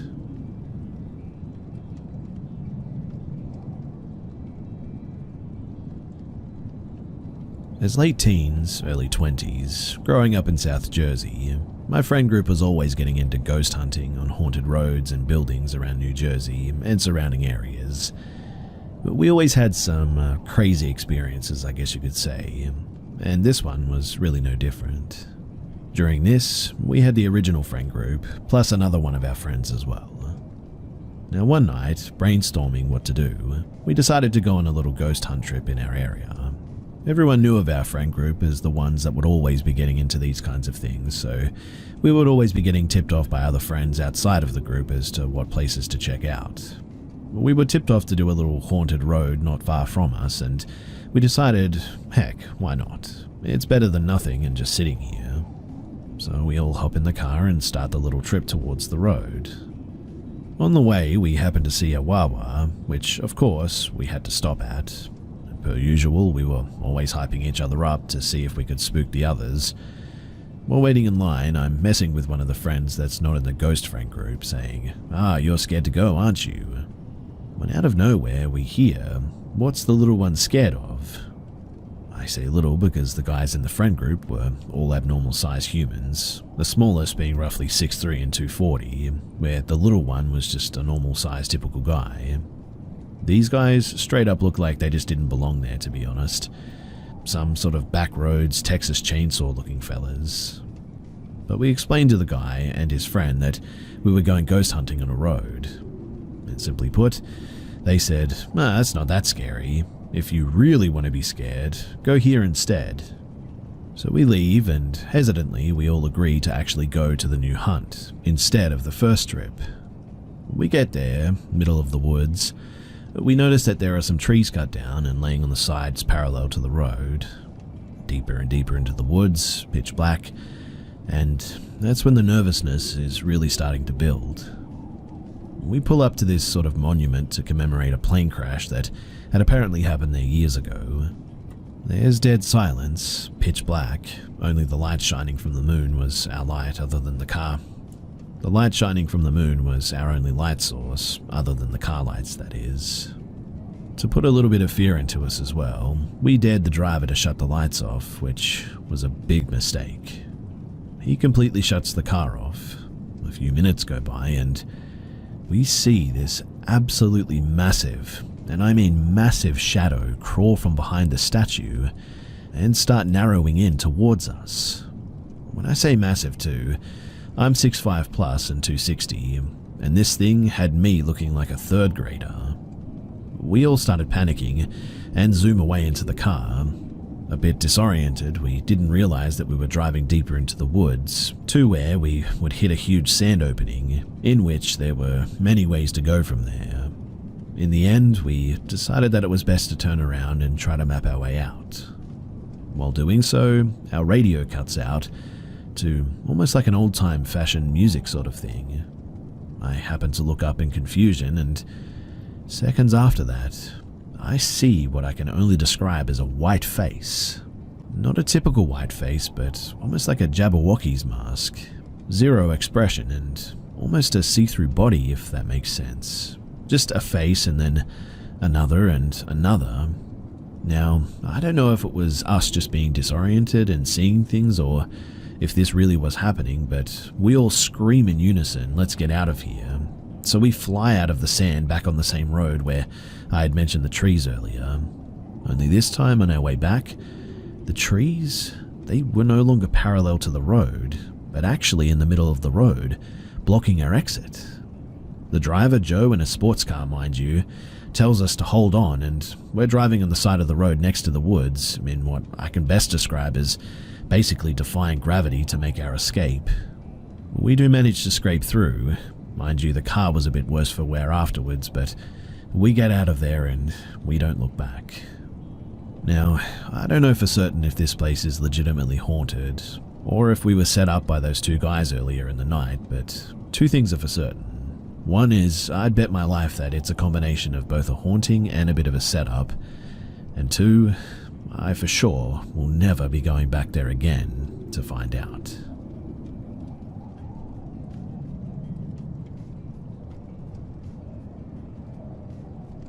This is the story of my worst hitchhiking experience.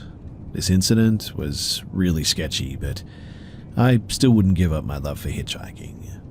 I'm a 21-year-old, 20 at the time, man from Finland. So this happened on the 2nd of December last year in Kalamata, Greece. I had been hitchhiking for quite a while at that point. I had started from Budapest and had hitchhiked through 7 different countries with only ever positive outcomes. The story begins around 11 a.m. on Saturday.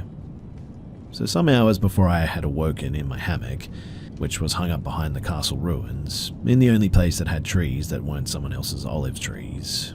I was tired from the lack of sleep caused by the cold night and early wake-up by noises of the busy market across the street. And after a quick tour of the town and some breakfast, it was time for hitchhiking. I made a sign with the words Athens and Sparta in Greek. I was standing by a road leading to a roundabout where the first exit goes around Arapoli, with the second towards Sparta and the third towards Athens. A lot of cars drove by, but nearly all of them took the first exit. It took at least an hour for the first car to stop. It was this small, quite old, worn-out white car, and driving it was an older guy, around 60, who looked a little dirty, I guess. Greasy hair, some teeth missing, and big nose filled with visible blackheads. He didn't really speak English, but I could understand that he was going to Sparta. I was a bit frustrated by the fact that pretty much all of the cars were going towards Arapoli, so I thought this might be the only chance, and so I jumped in. We are trying to have a conversation, but without a shared language, it's pretty much impossible. We introduce ourselves, and I try to explain where I'm from. He smokes and offers me a cigarette, but I refuse it. We drive just shy of 6 kilometers before the guy suddenly makes a left turn, and we end up in his yard of all places. He stops the car, gets up, and signals me to follow, so I do. I take my bags and feel a bit confused. It's a small house on the mountains surrounded by sheep and olive trees. There's a dog sleeping in the sun, but it doesn't seem to be bothered by us at all. We walk to this balcony or terrace that surrounds his house. I put my bags inside of his house and join him sitting on the balcony. He lights up another cigarette and asks if I want to eat something or maybe take a shower. I refuse, and with the help of Google Translate, I ask why we aren't going to Sparta. He answers that I can sleep at his house and he'll drive me there tomorrow. I try to explain that I would like to get to Sparta or even to Athens today, so staying at his place isn't really an option. I'm pointing out that there's not that many cars going past this house, like one every 15 minutes, and only some 4 or 5 hours of daylight left, so every minute is valuable to me. He doesn't really seem to understand me, so I get up and I walk through the door to grab my bags. I put my backpack on and pick up my other bag. I turn over and see him inside. I try to walk out, but he stops me and guides me to the side. He then locks the door and turns to me. At this moment, I'm not panicking or anything because I assume that this is a form of hospitality and he's just doing this jokingly to offer me some food or whatnot. I keep saying no to him, but he doesn't seem to care. Now he's standing right in front of me and I'm starting to feel very disturbed by his presence. For some reason, too, I keep staring at his blackhead-filled nose. The image still haunts me, in fact. He opens his mouth and raises his right hand in a sort of loose fist in order to show me some blowjob motion. I'm still saying no to him. He suddenly grabs me by the crotch, though, and I can feel this cold tingling sensation shivering through my body as my hair suddenly stands on end. I keep saying no, and I start to raise my fist in order to hit him. We stand like this for a couple of seconds, and thank God he lets go. I'm still feeling the urge to hit him, but I don't. He asks, no sex, and I almost shout out no at him in a tone that makes it sound like I'm questioning the question itself. He then opens the door and I'm suddenly free. I walk out, feeling so creeped out by the experience. I walk past the dog to the road and I see 2 pickup trucks on the other side of the road. The trucks are surrounded by a group of hunters carrying shotguns on their shoulders. This makes me instantly feel a lot safer. I keep walking by the road for a while before a car passes me by. It's quite warm and I'm in the middle of nowhere, so I empty one of my water bottles and turn it upside down, showing it to the cars passing by, so they would think that I'm out of water. This works and the second car stops. Eventually I get to Sparta and later that day to Athens safely, but I felt disgusting until I got to take a shower. All the kindness I had experienced while hitchhiking before this event had made me too comfortable, I guess, and maybe I let my guard down or whatever. I think humans are good by nature, but probably trusting every stranger is a bit of a stretch, right? Stranger danger, in my opinion, is still overrated though. I'm quite a lean guy too, and not that strong, so I was lucky that the situation didn't end up worse. Though I do think that I could have beaten that also very lean shepherd grandpa. As a safety measure, I carried a knife with me too, but it wasn't on me at that moment of the incident. Also, the knife could have made the situation worse. Obviously, I wouldn't have done anything unless it was absolutely necessary. My mind was running like 1,000,000 miles an hour during and after this experience, and I thought about everything, how it could have turned out in the worst case. I thought about beating the guy, telling the incident to the hunters and calling the police, but in the end I ended up doing nothing and just sort of walked away. I hope karma gets to him eventually, but who knows.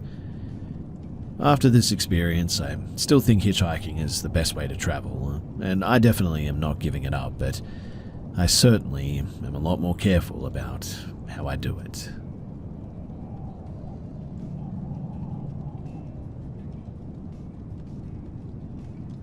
I'm from a small town that houses 3 different elementary schools, and only 1 middle school and a high school, connected by the gymnasium and a tunnel between the 2 buildings. I had lived there my entire life, and I went to a different school than most other people mentioned in this story. Now, back when I was in middle school, I had a litany of bullies who loved making every moment of my day a living hell. They did pretty much everything that you could think of, ranging from pranks in the middle of class to downright physical assault even. But all of them were nothing compared to this one girl that I met at the beginning of 7th grade, whom I'm going to refer to as Sadie. Sadie was a stereotypical mean girl in every sense of the word.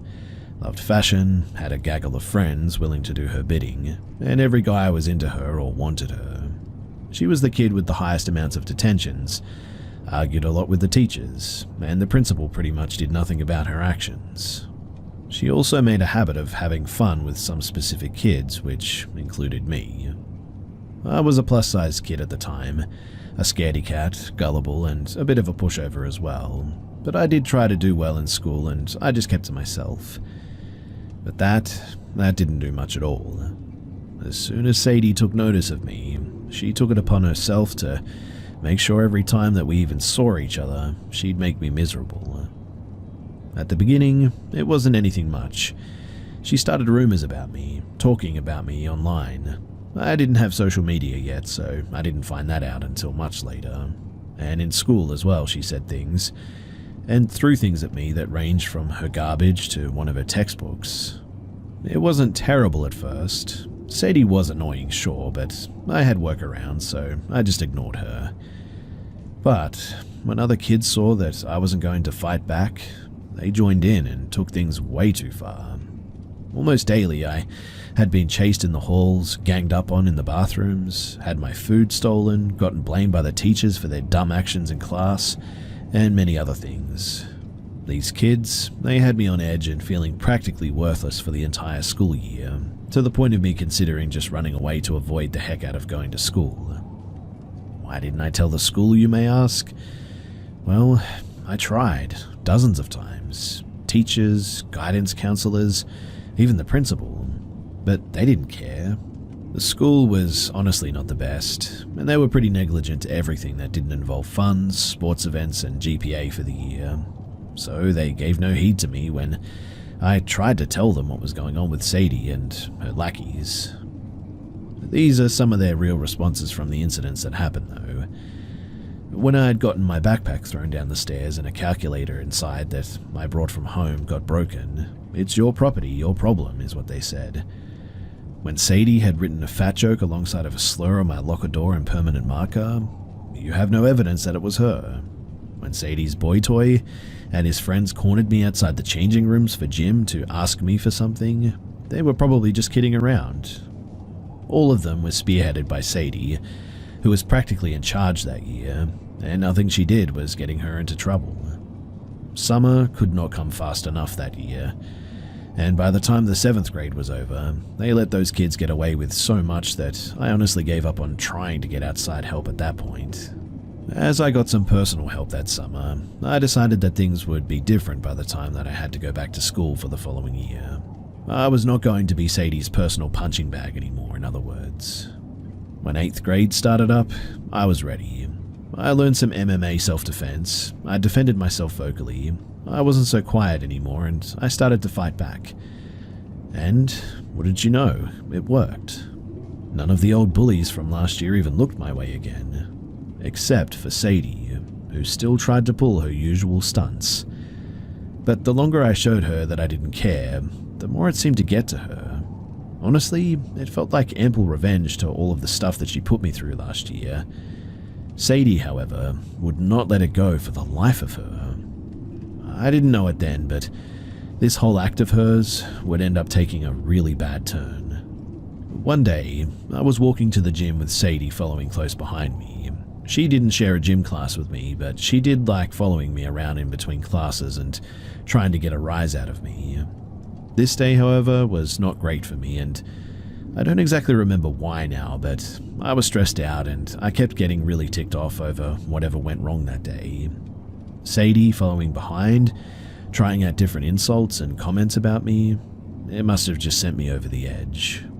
In a quick motion, I stopped walking, spun around, pushed Sadie backwards and spit towards her, with it landing on her leg. I told her to just get lost and to leave me alone. I didn't know what I was really expecting her reaction to be, but it sure as heck wasn't what she did. Sadie just sort of stood there, frozen, staring at me. I expected her to be coughing up blood from rage or her screaming or anything at all. But instead, she just stood there, as if a deer in the headlights. I didn't think about it at that time, as I left for gym not long after and eventually forgot about it. But after school, I was walking across the school building to head for the parking lot next to the high school building. Everything felt normal until I saw Sadie not far behind me. I didn't think anything weird of it, so I ignored it and kept walking, until I noticed that she was taking the same path I was to the buses. This wouldn't be too odd, I guess, if she actually rode the buses at all. Sadie walked to and from school every single day. If not that, someone would always come and pick her up. But the carpool lot was in the opposite direction of the buses. I took a different path than my normal route, around the back of the school. I looked back to check and, yep, Sadie was taking the exact same path I was, and she stopped walking every time that I looked back at her. I began picking up the pace a bit, and from behind I could hear her running to catch up to me. By the time that I was nearing the bus lot, she was somewhere around maybe 10 feet right behind me, still jogging to follow me. I definitely did not want her to learn which bus was mine, nor did I want her to follow me home, so I decided to try and fake her out. I jumped onto a different bus, much to the dismay of the driver, and Sadie ran in after me. After she got in the front, the bus driver yelled at her about something, and I ran off and raced to my actual bus, which was all the way on the other end, where this particular bus was. I got in, and the bus drove away just as Sadie got off to see where I went. Now, the next day I didn't see Sadie anywhere at school. Not in any of the classes, not at lunch, not even after school either. I asked, but nobody knew where she went. This went on for the rest of the week. The bus incident took place on a Monday, and the disappearing act happened on the Tuesday. By Thursday, I began to relax about the whole thing. I still didn't understand what Sadie was doing with the whole bus incident, but as long as she was gone, things felt, well, pretty okay. That is, until Friday afternoon came along. Like the last few days, Sadie wasn't there, so I was pretty relaxed for the most of it. When the end of the school day came, I was about to walk out of the front doors to the building when something stopped me. I just had a sudden horrible feeling in my stomach, telling me not to go outside. I had no idea where that came from, but I thought it was just my leftover anxiety playing tricks on me, so I headed out anyway, not still twisting. The middle school and the high school were all part of one connecting path system, which means that we all had hallways and walkways connecting both the main middle school and the main high school buildings, with one long sidewalk path out front. The parking lot where I had to walk to my bus was on the opposite end of this long sidewalk, which ran in front of both the middle school and in front of the high school too. This can make for a pretty long walk, and the doors leading into the high school, often flooded with students, make for some interesting obstacles. This would all come into play when this happened too. So I just walked down the outside stairs to the sidewalk when I saw someone run around a corner from the building. I look over and it was Sadie, looking completely ticked off, as bad as a rabid dog, full sprinting right towards me. I bolted, running faster than I ever had in my whole life, running off nothing but pure adrenaline and fear. Sadie was catching up quickly behind me though, and all I could do was run and pray for help.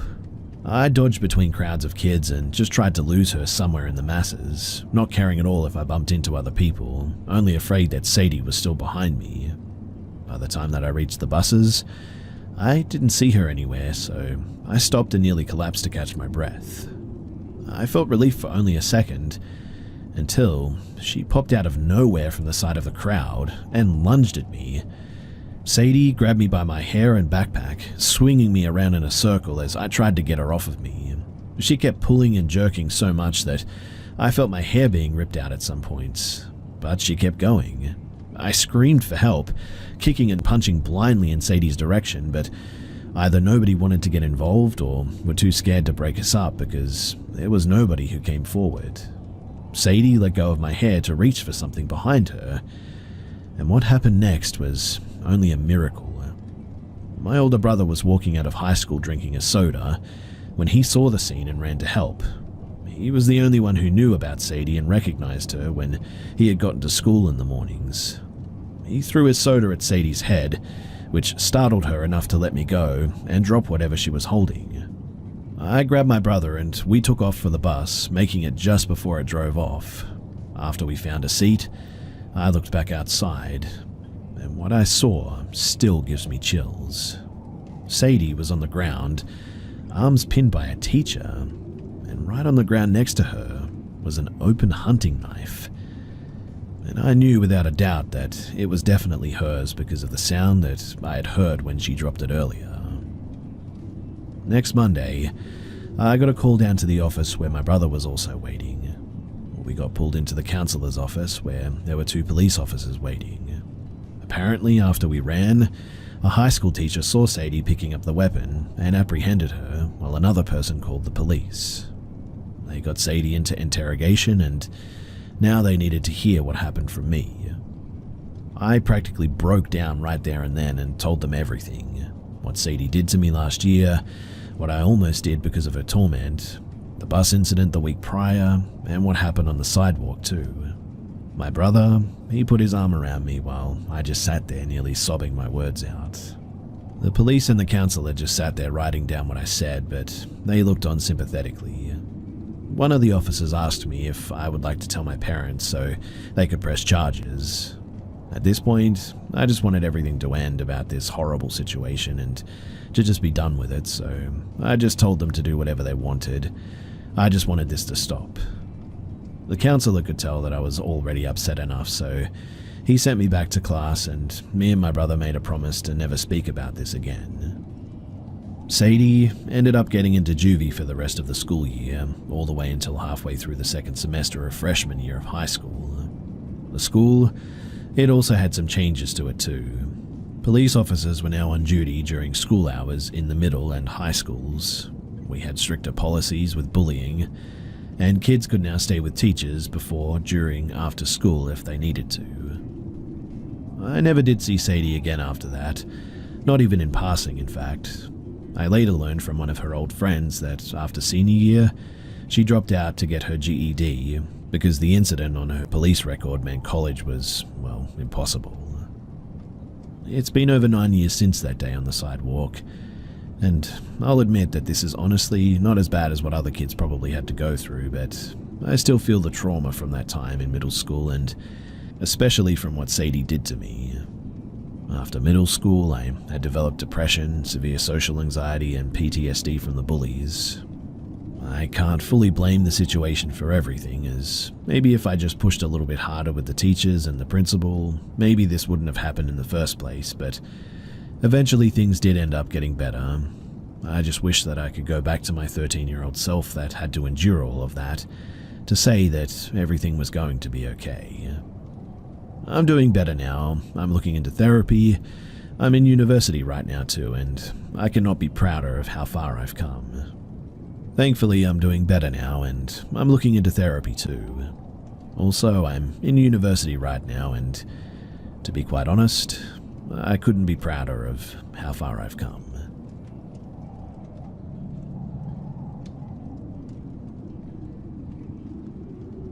My female friend came to visit me for a long weekend, and I, a 22-year-old female, won't be letting her stay with me ever again.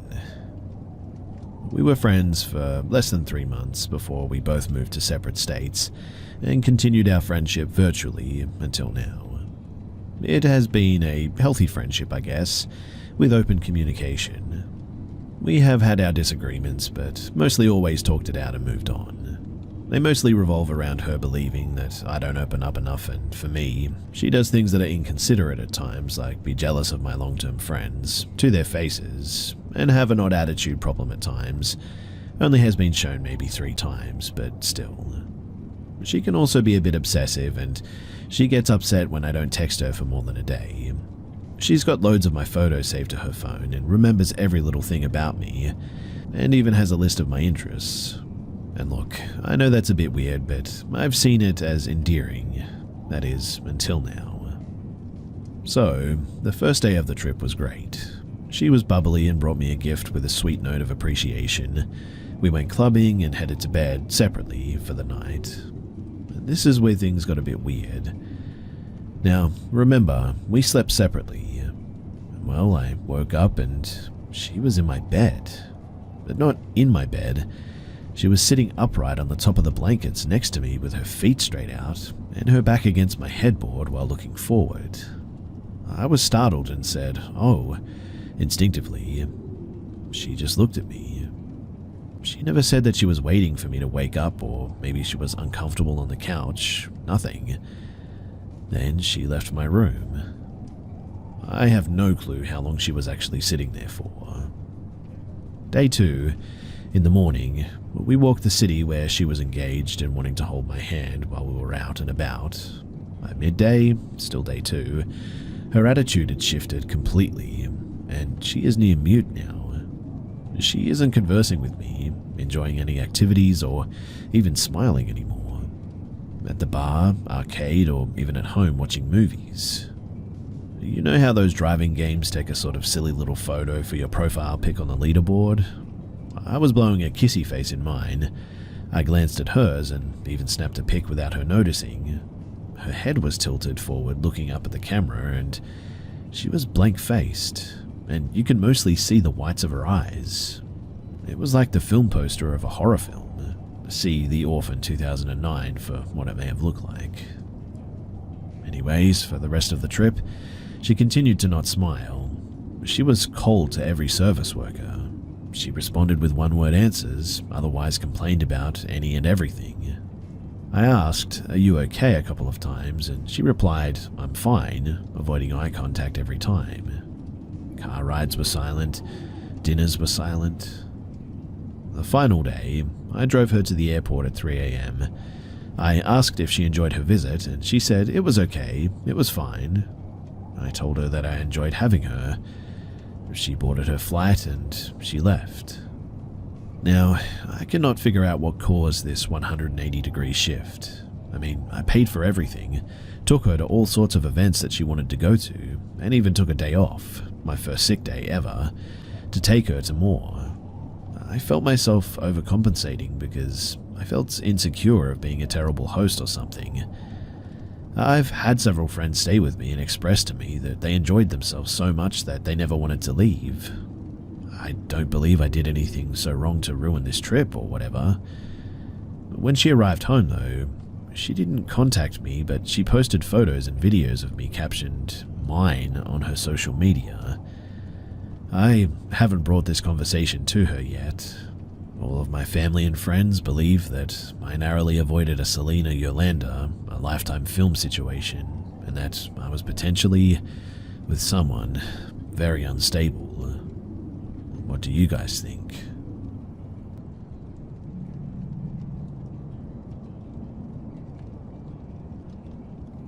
So I've never shared this with anyone except my wife and my mother. Growing up, we lived in an old townhouse complex. I always used to wake up terrified, unable to move anything except for my eyes, and there would be a man standing at the foot of my bed wearing a cowboy hat, arms crossed. He would just stand there and then he would be gone, and then I could move again. This happened to me from the ages of about 6 to 12 until we moved. Not every night, but probably maybe about once a month or so, I would say. I never told anyone about it for years. I just kept it to myself. In my early 20s, I was visiting my parents and finally told my mother about what used to happen.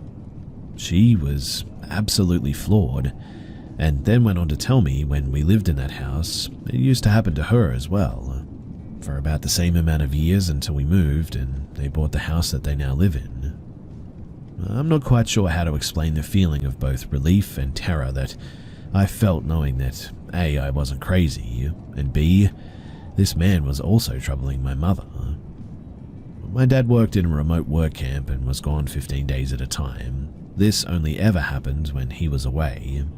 We talked to him about it after we discovered that we both had these experiences, and he thinks that we're nuts. Anyway, I just wanted to share this. I drove past the old house that this happened to me in, and even just being close to it, man, it gave me the creeps. I remember once my grandmother came to visit when we lived there, and I'll never forget that she just looked around and said, "This is a busy place." Another strange thing that used to occur in the same house is that we had 2 cats and they used to just sort of sit at the bottom of the stairs and look up at the landing, like they were watching someone. The landing at the top, it overlooked the stairs, and I used to feel like someone was looking down at me when going up them all the time. The one cat that we had, he would just sit there sometimes for like an hour or more just staring. The bedrooms were on the top floor. Anyways, thanks for listening, and it feels good to have this finally off my chest. I'll also add that I had no other experiences since then. When we first moved, I was terrified that whatever used to haunt my nights would find me again. After all, the house that my parents bought, it was only about 2 blocks away.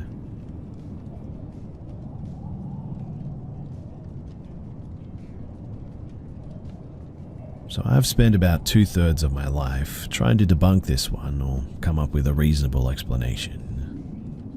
When I was in 5th grade, I rode the bus with a girl who was a grade or 2 below me.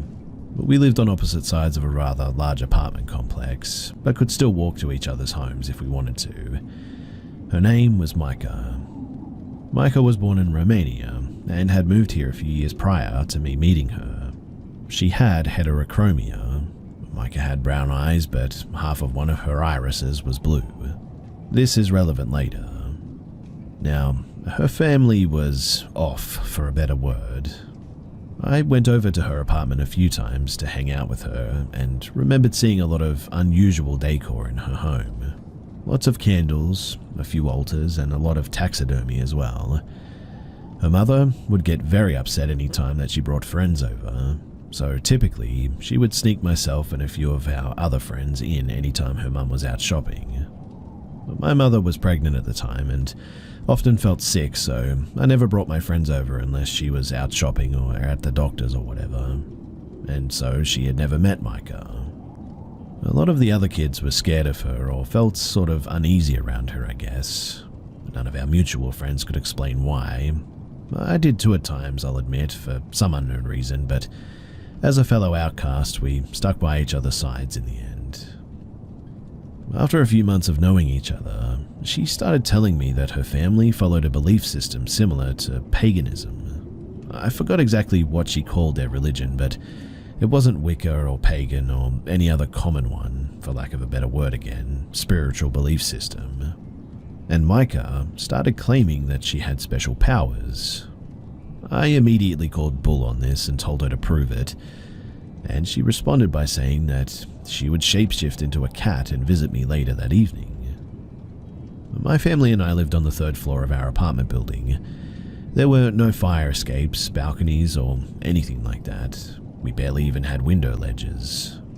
As a side note too, I do love cute stuff. Hello Kitty, Care Bears, My Little Pony, all that good stuff. My best friend at the time was very into fashion and loved to act like a high schooler, and the few times that she saw me in cartoon PJs, she made jokes. So I stopped wearing anything like that to school or sleepovers, almost a full year prior to me meeting Micah. I went to bed at my normal bedtime of 9:30, wearing some Care Bear pajamas that my mum had bought me a week prior. Nobody had seen me in them aside from my parents, and around 3 a.m. that night, I woke up to hear scratching at my window. I jumped out of bed, looked out of my window, and saw a black cat staring directly at me. The cat was sitting on the very thin window ledge and raised its paw at me, as if it was waving at me. Freaked out, I told myself that it was a dream, and so I went back to sleep, I guess. That morning, while my mum was cooking breakfast, she asked if I had heard anything weird outside the night before, so I asked what she meant. I saw the weirdest thing last night. I heard scratching at my window. I got up to see what it was, and I saw a black cat on the window ledge. It looked like it was trying to open my window. I sat there in silence, unsure of what to say. My mum continued. I was afraid it was going to fall, so I brought it inside, carried it downstairs, and put it outside. But you should have seen its eyes. It had one eye that was half blue. I've never seen a cat like that before. I instantly felt so sick that I couldn't speak or finish my breakfast. Not wanting to approach Micah after all of this, I stood off to the side away from all the other kids until she walked up to me. "Hey, Gloomy Bear, why didn't you let me in last night?" I was completely stunned. I could have died. At least your mum was nice enough to take me downstairs. I stopped hanging around her as much after that. Our building caught on fire a few weeks after all this happened, and we ended up moving a few towns away. I haven't seen or heard from her since then, and to this day, my mum still remembers that cat. She'll mention it in passing every few years and make comments about how weird it was that a cat could have gotten up on that ledge and was trying to seemingly get in like that. For the last 20 years, I've been racking my brain looking for any explanation as to how this could have all happened, but I just haven't been able to come up with one. So, if anyone has one, then genuinely, I would love to hear it.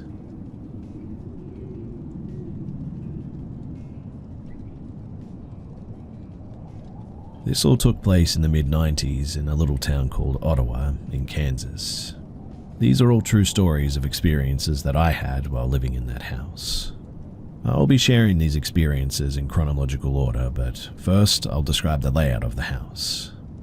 So, from front to back, you walk into the den, and moving forward you enter into the kitchen with a doorway to your right that leads to a bathroom and a master bedroom.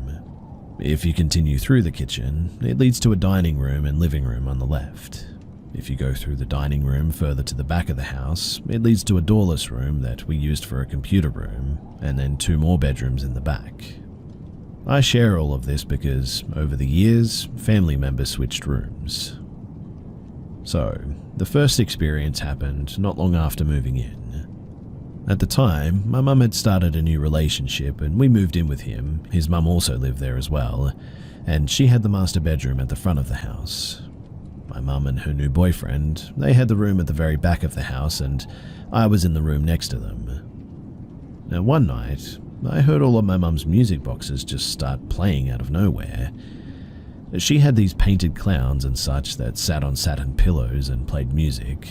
They weren't creepy to me until this night, I suppose, but anyways, I hear them just all going off, and in my kid mind, I'm just sort of ticked off that my mum is in there playing when she told me that it was bedtime. But they just kept playing and playing, all at the same time. It was years later that she, my mum, finally told me that she wasn't playing with them. The second thing that happened was probably the scariest experience of my life. I was still in one of the back bedrooms, but by this time my step-grandma had moved out, so my mum and her boyfriend were in the master bedroom at the front of the house. I was alone in the back. I have siblings, but they were back and forth between my mum and dad, so at this point I was the only kid there. My mum and we had just come home from Walmart, and she had gotten me The Nightmare Before Christmas on VHS. And yes, I'm showing my age there, but it was late, so she and I could watch it the next day. I put it in my dresser and I went to bed. It was still wrapped in the cellophane and still in the Walmart bag. And as I was falling asleep, I heard the plastic of the bag. Even with my nightlight on, I couldn't see anything. I was scared though, so I gently tossed my big white cat Muffin Man onto the floor at the foot of my bed in the hopes that he would scare whatever it was away. And instead, he literally took off. I kept hearing the plastic and was literally petrified. I couldn't even scream, I was so scared. I eventually woke up, and when I did, the movie was now out of the case and on the floor. And honestly, I simply cannot explain how that happened. Now, the third experience, I had a friend over, and this story still gives her chills as well. She had recently lost her mum in a car accident, and this was another attempt of her sleeping over. She would try, but she missed her mum and just wanted to be with her family. But this time, she actually stayed the whole night. The experience itself wasn't scary for me, but I had a poster of The Crow. It was my first poster ever, and I loved it, but when I woke up, it was tacked upside down. I certainly wouldn't have done that to Brandon Lee, and when my friend saw that, she turned white and she never spent the night again. I know it wasn't her, and at that time my little brother was living with us again, but there's no way that he could have reached the tacks at the top of the poster like that, so again, I just don't know how this happened.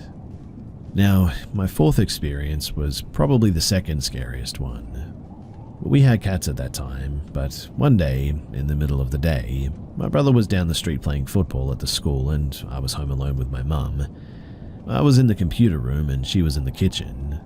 The day before, my little brother had been pretending that he had caught an alien. He had a huge plaster E.T. piggy bank that was probably like 1.5 to 2 feet tall. It was pretty ridiculous really, but he had a rope tied around it because he had caught it, you know. So I'm at the computer and all of a sudden I hear a loud crash from the rooms in the back, and here comes my cat Jara, with the other end of the rope tied around her tail. Mind you, Jara was a tortie. They're kind of known for just being all around crazy, but for anything to keep that cat still long enough to tie something around her tail, well, that's kind of mind-boggling. But something had definitely tied it around her tail like that. I mean, it wasn't an accident, there was a bow and everything, and broke off E.T.'s head in the process. Again, I cannot explain any of these experiences. My mum ended up having a priest come in and bless our home. He stole my stone collection and Dreamcatcher. Still pretty ticked off about that, by the way. But we did a little bit of research and found that the property had actually burned down in the past. I cannot remember the dates now, but I don't think that the spirit or whatever it was demonic. I actually think that it was a little girl named Margaret. But I'm curious as to what everyone else thinks. I'll do a little bit more digging and see if I can find any more info about the fire, but yeah, really at this point, that's all I've got.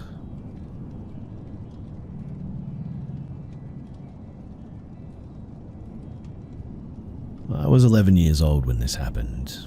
I'm female and currently 24. I was visiting my dad and stepmom over the summer in Saskatchewan, Canada. My dad worked long days during the week, so on her day off, he planned for my stepmom to take my sister, 8 at the time, and I out for a day to get some bonding time in with us, as we didn't know her super well yet. She took us to get our nails done, to the mall, and on the way home we stopped at a McDonald's. We planned on eating inside the restaurant, but it was very busy, so my stepmom asked my sister and I to find a table and wait there while she went to the counter to order our food. It was around then that I noticed this rough, older-looking woman, possibly 60s or 70s, looking towards the direction of the table my sister and I were seated at. All I could remember is thinking, she looked like a drugged-out Susan Boyle. She looked possibly homeless and addicted, so I didn't give her much of a thought, letting her do her own thing, and I just tried to talk to my sister about random stuff. Once my stepmom came back to the table, this woman was also seemingly already approaching us, and then stopped beside us. She just said hello, so we all kind of said hi back and tried to ignore her. She asked if we were my stepmom's daughters, so she says they're my stepdaughters, trying to be simple to kind of shut her down. The lady says that we were beautiful girls, and begins to walk towards the door. She stops one last time and asks, how old are they? We had the impression that she was on her way out, so my stepmom just says to her, like, 11 and 8. Her eyes, though, they lit up, and she looked at me with a sort of strange look. I've always wanted an 11-year-old, she said. I'd buy her from you. That definitely crossed a line, so my stepmom finally tells her that we're trying to eat lunch and asks her what she's even saying in a somewhat aggressive tone. The lady got one last look at me, and then she finally left. She definitely didn't have the money to buy me, even if I was for sale anyway, so I wasn't too worried. But I do think that she was possibly on some drugs and not in her right mind. But knowing my shy self at 11, I wouldn't have known how to get rid of this lady if she had tried to talk to us without my stepmom there. We weren't super close then, but I respected her a lot after that day for being ready to protect us, even in a minor situation like this.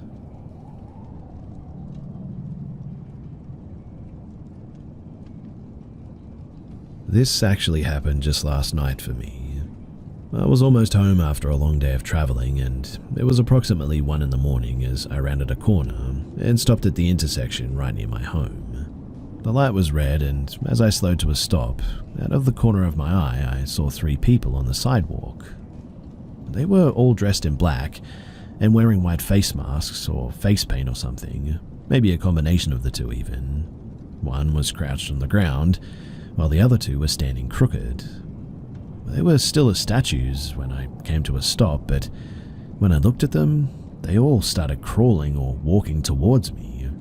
I was absolutely exhausted at this stage, and apparently my instinct in moments of terror is to just laugh and shake my head like I was in on a joke or whatever.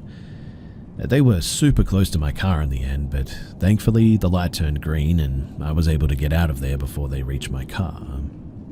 Since you could see the corner of my house from the intersection, I ended up just driving for quite a while and then turning around once it felt like enough time had passed, so that they wouldn't follow my car pulling into the street that I lived on. I imagine it was just some teens playing a prank or whatever, but afterwards I was thinking about it being a school night, and most people wouldn't be having sleepovers in the middle of the week or anything.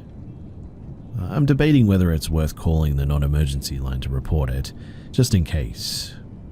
Regardless, I won't be going out past sundown for quite some time, and I'll likely invest in some door lock reinforcements too after that, because honestly, who knows what they were up to.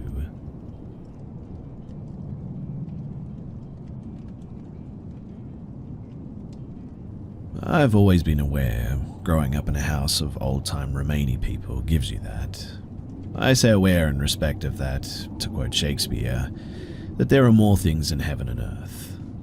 There's places, places I've been where I'll never go again, and here's one of the last of them. I'm going back 30 years or more to a day in the summer holidays where I found myself alone. I'd walked my girlfriend home, and it was the time where the light starts to fade and the night starts to close in. It would have been around 8 or 9, I suppose. It was still quite light, and looking back, there was no need to be worried about, well, anything really. But as is the case with many things, the worry, it started anyway. I took a shortcut through a park which led me onto a path that cuts through some woods. The light was good enough for me to walk the path and stay on through to the other side. I've spoken about the feeling of something watching you before with others, and if you take anything from hearing this, then it's that this feeling that you get is rarely wrong. Mine, in fact, has never been wrong. So, as I walked down the path, it opened up into a small field full of long grass, yellow-colored as the sun had been quite merciless with it. When that feeling, it just struck me hard. Now, I was at an age where I thought that I could have handled pretty much anything, so I stopped and surveyed around to see what or who was there with me. That's when I heard a sharp whistle, the kind where a dog may come running. I looked around to see where it had come from, but there was no one there. I just started to walk again, thinking that the whistle must have carried from the park or whatever. Then, I caught something from the corner of my eye in the grass, a streak of white, just slow enough for me to catch it. I whirled on the spot, but there was nothing there. I shout, "Hello?" No answer. So I carry on walking. I'm getting nearer to the far edge of the field now, and that's when I heard, clear as day, literally to my back, "You're not leaving so soon?" I quickly turned again, thinking that somebody was there, but there was nothing there, and no one. Fear is a funny thing, and the realization that you could be in trouble, coupled with fear, is a horrible thing. I've always been told from being very young that nothing can hurt you that's passed on, so armed with that knowledge, I just carried on walking. I was scared, but I hunched my shoulders with my hands in my pockets and watched my feet, glancing up for the gap in the fence to get out of there. Only, it wasn't there. I don't know how, but I must have turned around one too many times, and I must have threw myself off by quite a ways from where I should have been. And now I'm a little bit more scared. I am definitely not prone to irrationality, so this was not right at all. And it was then that, on the breeze, I heard a distinct laugh, or more of a chuckle maybe. I started to jog, this time keeping my eye line on the gap in the fence, and I fell down. I say fell because it felt more like I was tripped, but maybe that was adrenaline, I'm not too sure. Whatever the case may be, my memory gets a bit hazy there because in the dying light, I swear that I saw a man. Just an outline silhouetted by the setting sun. But he was there, dog at his feet with a long walking stick, like a shepherd's crook. I sat up, and for the first time in my life, I realized that my family wasn't as crazy as I thought they were. It's a humbling experience, really. And I bounced onto my feet like Jackie Chan, and that jog quickly turned into a dead sprint. I knew in my head and heart that I'd seen something that wasn't right, and I needed to get out of the way as fast as my legs would carry me. The very last thing that I heard, or thought I heard, was, "Don't be a stranger, lad." Like I said, there's places that should really be left alone, as the things there want you to come and visit.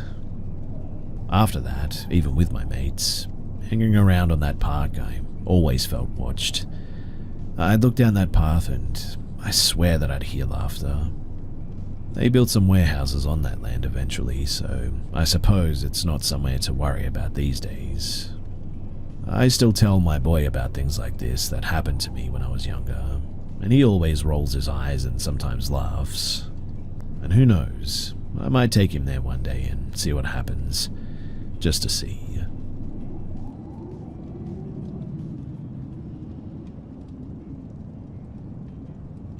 This happened about 5 years ago. So I had just gotten out of a 2-year-long relationship, living in the city I moved to my then boyfriend for. After he left, I felt lonely and heartbroken. I was stuck in the apartment that we had shared, so I downloaded Tinder to chat to guys as a way of coping with the breakup. There I matched with this guy. He was about 4 years older than me. He was extremely handsome and charming. He was very much into fitness and had an amazing body. After talking for a few days, he asked me to meet, and so we did. He came over to my house, and I was immediately attracted to him. He was a bad boy type, the kind I usually fall for, but he was also very sweet in the way that he talked to me. He kept complimenting me and doing sweet stuff to me. And after a few days of meeting, we ended up having sex, and it was honestly the best that I'd ever had. I felt this intense chemistry between us. We started hanging out and doing it a lot, in fact. At the time, I did smoke weed a lot. I knew that he smoked too and did some other things as well. I didn't really care much at the time, but eventually, he would keep asking me to hang out pretty much every day, begging me to come over because he missed me. When I told him that I was too tired, he would bribe me with stuff like saying that he would give me massages, weed, dinner, romantic things, give me the best night, etc. He didn't like it when I told him no. He would sometimes get angry even, send me a bunch of messages just pleading for me to come over. After every time that I'd been to his house, he would shower me with love via messages. He was so romantic, saying that I made him feel so amazing, that there was something special about me and that he loved being with me. He would often shower me with compliments, but then get angry when I said that I didn't have time to hang out with him.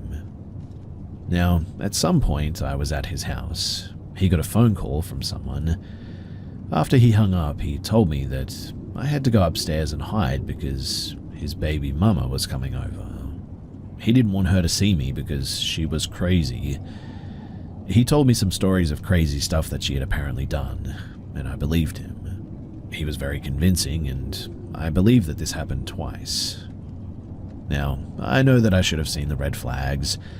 I probably did to some extent, but I didn't care much. I kept hanging out with him a lot, even though I figured out that he was heavy on drugs. And one day, I was at his house and we had done the deed. I had smoked a lot and he was on some stuff. He wanted to go again, but he got frustrated that he couldn't get it up.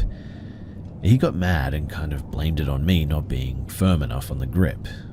He kind of yelled at me to squeeze it harder, and he just kept getting more frustrated.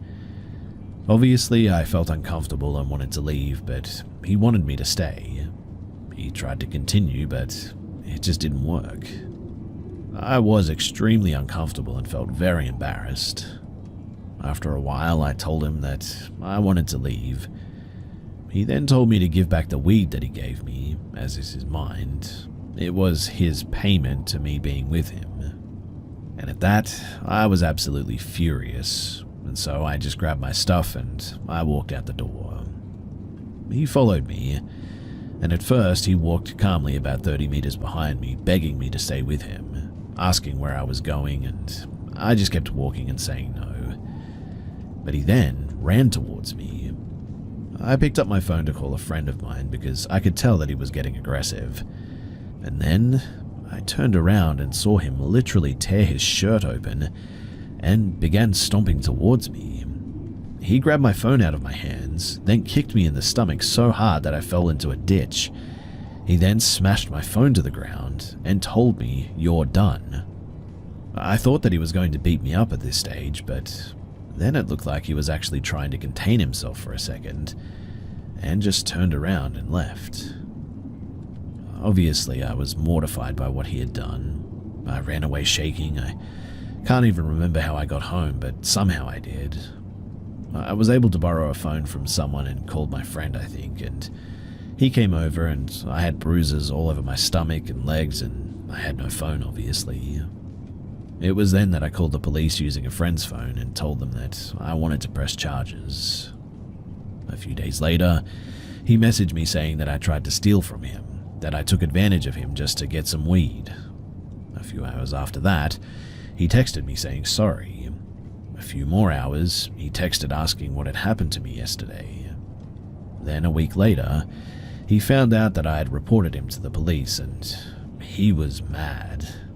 He said that he couldn't believe that I'd reported him.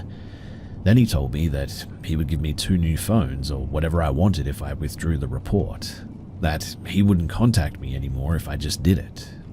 He just didn't want any trouble and didn't want to lose his daughter. I didn't answer. Then he sent me another message fabricating the whole story of what happened that night. He kept harassing me for weeks with messages. Some days he was begging us to get back together or to be friends, bribing me. Other days he was accusing me of random stuff, calling me names, etc. And that he had a great lawyer and that he would report me to the police for stuff that I had never actually done. He kept acting like a smart aleck, saying that he would beat me in court. It all became very chaotic in the end.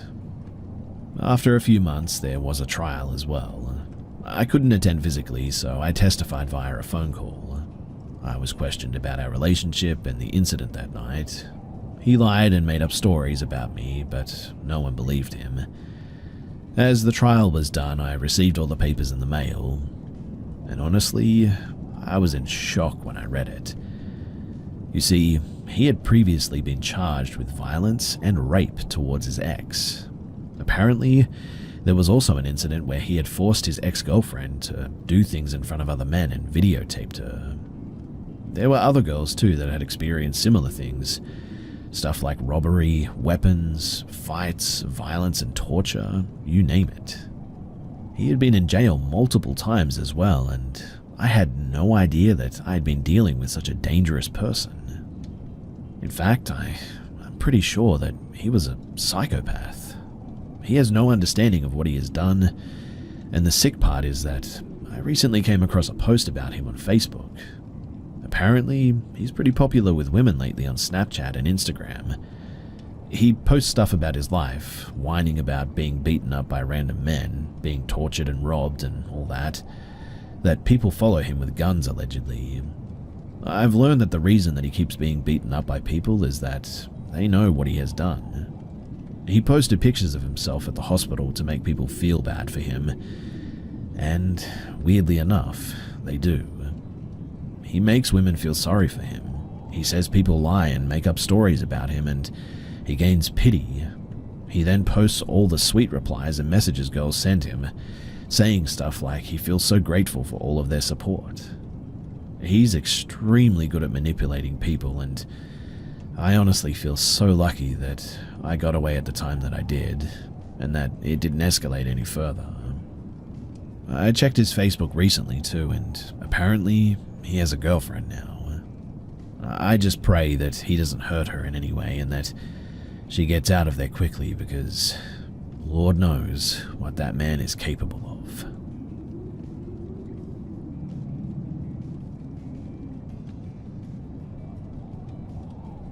From the age of 7 to 12, I had a best friend called Aaron. He was playful, always cheerful, witty, and intelligent. His family, they rented a place from a relative of my brother-in-law. His family consisted of his parents, his sister, and him. We always hung out in the afternoons and on weekends. My cousin Aaron and I would get together, and it's worth noting that neither he nor his sister attended school. We were like the Three Musketeers, I guess you could say, although Aaron was much more mature than us. Not in a bad way, but because he was very intelligent, knew about everything, and had answers for pretty much everything. Everything was normal too, and I have very fond memories of our mischief and games together. I remember that he taught me songs and words in a language that I don't know. He also drew strange pictures, and at his house, there were figures and something like an altar with similar drawings.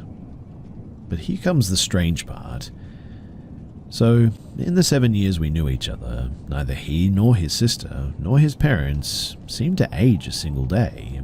They remained unchanged. I also remember that once they invited me to dinner, and when he started talking about the moon and its power, his mother and father looked at him with a face as if telling him to be quiet and change the subject. His house was surrounded by a yard and had 2 entrances. the main one and one from the patio leading to the kitchen. At the age of 13, one afternoon, we waited for him to go out and play, but he just never showed up. So, not willing to give up, we went and looked for him. My cousin and I went through the patio entrance and heard him telling his mum that he didn't want to leave, and she said, "You know how it is. We could be discovered, you know that." And they continued talking in a mix of his language and ours. At that point, my cousin whistled and he yelled, "I'm coming." We went to play ball and I was left wondering what they had been talking about. I waited for the right moment to ask him, which was in the late afternoon after the game, and he told my cousin and me something that we will never forget because his voice changed and he became very serious. He told us that his family came from a lineage that didn't age normally like us and that he wasn't really 13. Apparently, too, they traveled everywhere. My cousin jokingly asked, "Well, how old are you? 80? And he replied, 64. I got goosebumps from that, and from there, we each went home. The next day, we went around to see him, but his house was now empty, and there was no trace of him or his family anywhere. In fact, we never saw him in the town again. They just disappeared completely. The question of what really happened, I guess that will always gnaw at me. We all remain with this doubt, and to this day, everyone in the town remembers this kid, so it wasn't just a figment of my imagination or anything. Also, my brother-in-law told my mum that his relative rented out the place privately, but the father's name was Samuel Bassett or Bastide or something like that. I've searched on Facebook, Date-As, Family Search, everywhere where I could find a record, and there is no record at all, anywhere, of this family.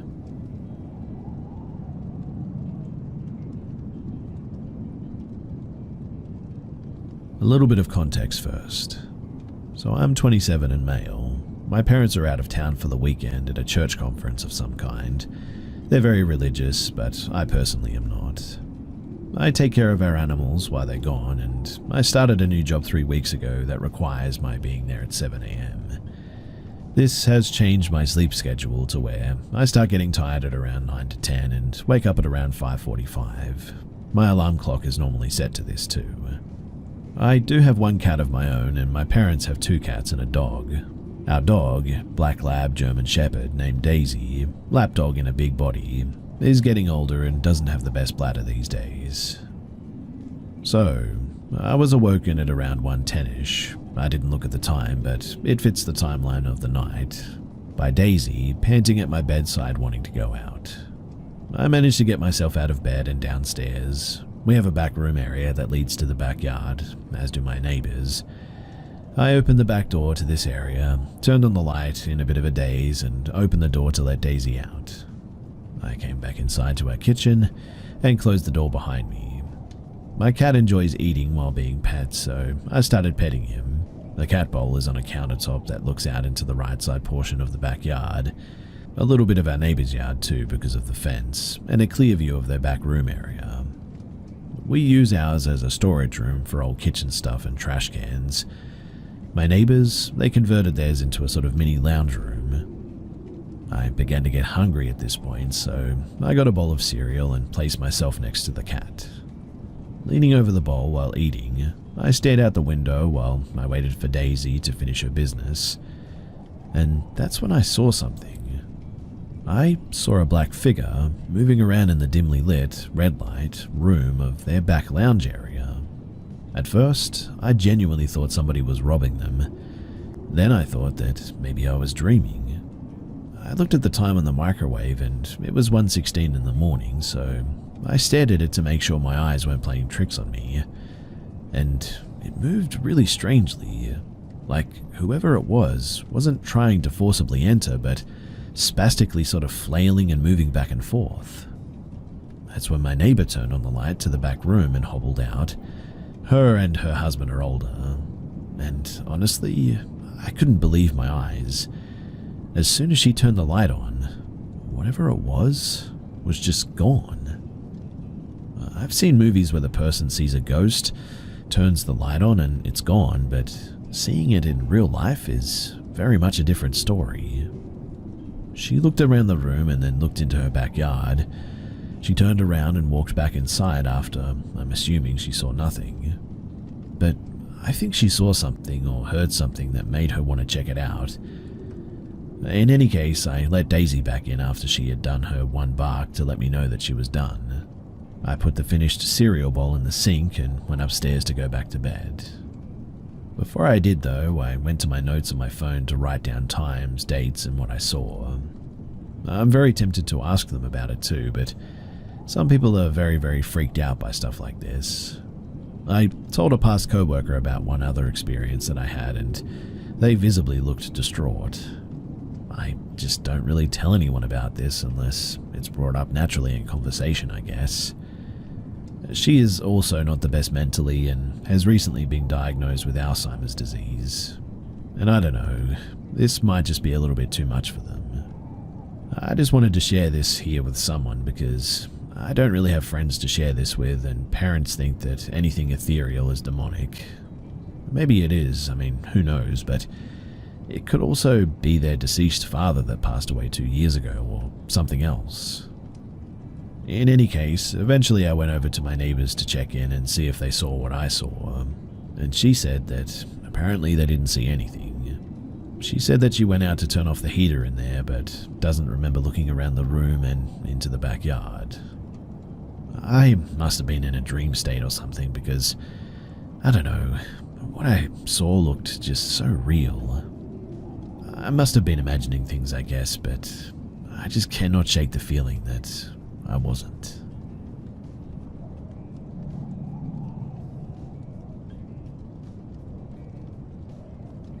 I live with my wife in a home that we recently purchased around 6 months ago. I have never had an experience like this before, and I'm really not sure what I should do, if anything. So last night at around 3:45 a.m., I woke up suddenly, rolled over, and saw a 7-foot-tall dark silhouette standing over my wife's side of the bed. I flinched and jumped out of the bed, took my eyes off the being for probably half a second, and in the time that I had, it had disappeared. And I can assure you that there was nothing there that could have mistaken for what I saw, i.e. a coat rack or anything of the sort. It was dark, no lights were on, and I had just woken up from sleeping. However, my eyes were adjusted to the darkness, and whatever it was seemed far darker than anything else in the room, like a solid black, as if you drew a solid Sharpie figure on a dark grey piece of paper. The silhouette was very tall, had no details on its body or face, no hair, no ears, no impressions for eyes or anything. It looked three-dimensional, as I could make out a radius around the dome of the head and the neck. It had broad shoulders, as opposed to a lot of similar reports I've seen online. It looked slightly hunched over and was staring directly at me. I say this because it looked like it had a small forward tilt to its head. I saw its full body from where I imagine its knees were. Its midsection tapered slightly inward from the broadness of the shoulders, and from the waist down, it looked like the same. No gaps of shadow between where its legs would have been, as if it was wearing a cloak that sort of draped down to its feet. All a deep, solid black color. Like I said too, I looked at it for about 2 seconds before I jumped up. I noticed it immediately when I rolled over, but didn't understand what I was seeing until after a moment or two. I suspect my delayed reaction was due to the fact that I was asleep shortly before and had to get my bearings on what was happening. I have no idea what it was or what to do, and I remained awake for about an hour afterward before, eventually, I just fell back asleep from exhaustion. I wake up for work at 6 a.m. and go about my business.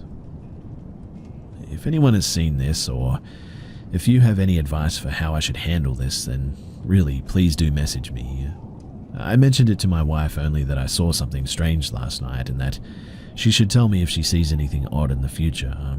I don't want to scare her, but it sure scared the heck out of me.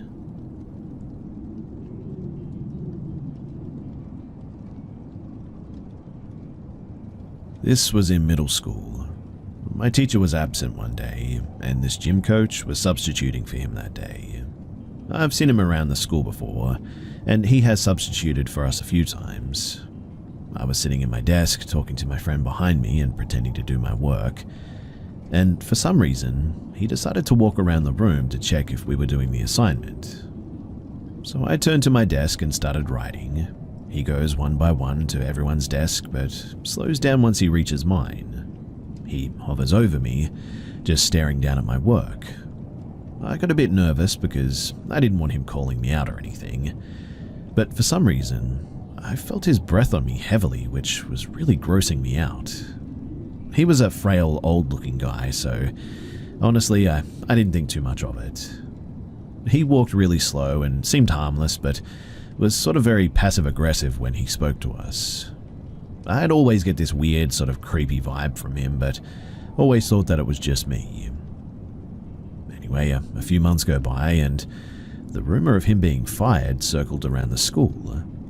I was curious, so I'd ask around to know what the tea was.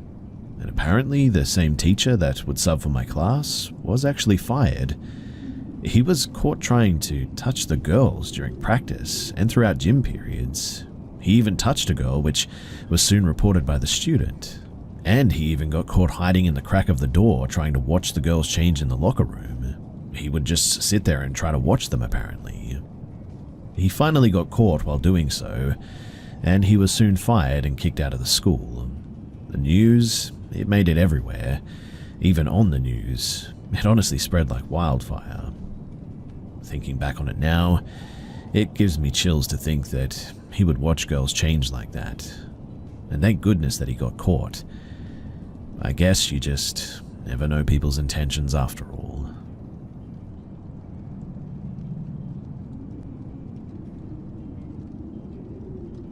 I'll preface this with a question. Do you ever get a sinking feeling of impending danger? Because I did, in the backwoods around Solomon Hill, Berkshire, UK. Just a feeling that the vibe of a place is completely rotten, when moments ago it was almost idyllic. So I got the weekend to myself, as my partner is away for a few days. Something that I like to do is go for night drives, and stop by somewhere in the sticks and go for a peaceful walk when not too many people are around. So I got in the car and put in the directions to a little car park in some woods about 10 miles away. As I drive down the motorway, the sun's very nearly set. It looked great, in fact, everything bathed in orange. I leave at the junction and the motorway becomes dual carriageway, which in turn becomes single B road. I turn off into the lane and pass through the last village before a nice bit of hilly conifer woodland looms large in the twilight. I was going here particularly because I heard that there was a nice viewpoint of Reading Town, but in the end, I don't make it that far. Now, I'm going up country tracks, single lane only, so I'll have to pull over to let someone past if they're going the other way. That doesn't happen. No one else is on the road, in fact. The hedgerows give way to the woodland. It's very pretty and I can still hear birdsong in the dying light. Eventually I reach the car park, although really it's just a patch of gravel for turning around, and a forestry commission gate blocks off the dirt track deeper into the woods. In the car park there's a motorhome, although it looks like no one's in it. There's also a dark blue Ford Fiesta EcoBoost with a fella in it on his phone. I park in the corner, behind the motorhome and 2 spaces over from the Ford and get out. There's a meadow across the road from the car park, so I walk to that to see if there's a path that may lead to the viewpoint. I've not been here before. No viewpoint, but there is a single deer, which was nice. After that, I cross over again and decide to use the track behind the forestry gate. Even if I don't find the viewpoint, it will be a really nice walk, I think, and begin walking. The man in the little car isn't on his phone anymore, and he gets out. I take a few more steps, but I'm already feeling a little bit creeped out, like a creeping dread is starting to shift in. I look over at the man. There's now a second man, and the pair of them are dressed in dark, practical clothes with boots. They're very tall. They don't say anything to each other. Their faces are made of stone, in fact. I've sort of stopped now. I pretend to be on my phone. I try not to look directly, but out of my peripheral I catch them taking turns to sneak looks at me. So I look at them directly, and one is just watching me as they walk towards the same path that I was about to head down. I just sort of stand there as they walk by, and they keep looking at me in alternation, even turning their heads as they're in front of me now to look at what I'm doing. They disappear behind some hedges, looking at me one more time before they go. That dread feeling, the rotten feeling, is very strong. I've had this danger feeling only twice before. One time the danger was perceived, the other time very immediate. At this point, I decide absolutely not, and I go straight back to my car and I get in. I can see the men again, and from the car I can see around the bushes, and they just sort of stood there, watching me. The entire time I got ready and drove out of the car park, turning onto the road, they just stood there, watching. Now, I hope that I was just being paranoid, but I think I know the difference deep down. Paranoia makes you jump at your own shadow and feel anxious. This feeling was cold and a solid feeling in my gut. You become hyper-aware of your surroundings, but also the object of your dread, and in this case, it was definitely these men. I just had a terrible feeling about them, unlike any other stranger that I'd come across. But what do you guys think? Was I overreacting, or does anyone else get the feeling that I'm talking about? Have you had it before, and if you have, where and when? Something about those men just wasn't right, and I'm really glad that I listened to my gut.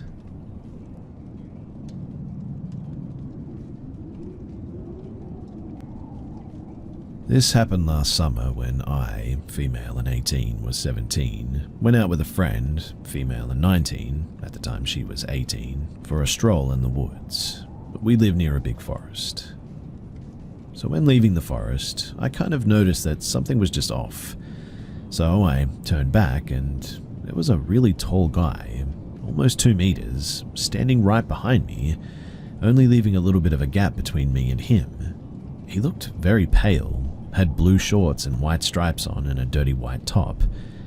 He had pretty big and dark eye bags, blondish white hair, and looked like he was in his mid-20s if I had to guess. I instinctively took a step back, and my friend, out of panic, did the same. The guy stood still and asked us if we were interested in doing, well, you can probably guess, and if we were lesbians, and that he would have some nice friends at his place. My friend, thank God, told him friendly enough that we weren't interested, and the creep turned back without saying anything, and left the way that we took to get out of the woods and walked back in. We took separate ways to get home instantly because of both of us being creeped out. I told my older sister when I got home, and her face turned pale while I was telling her. She asked some questions about the guy, and she told me that this guy sounds like her stalker from school time. Apparently, this guy lived in a little village that was near the woods, and to this day, I've been way too scared to go into the woods there again, even if it is with my friends. I just hope that I never see this guy again in my life, and I also hope that he stays away from my sister.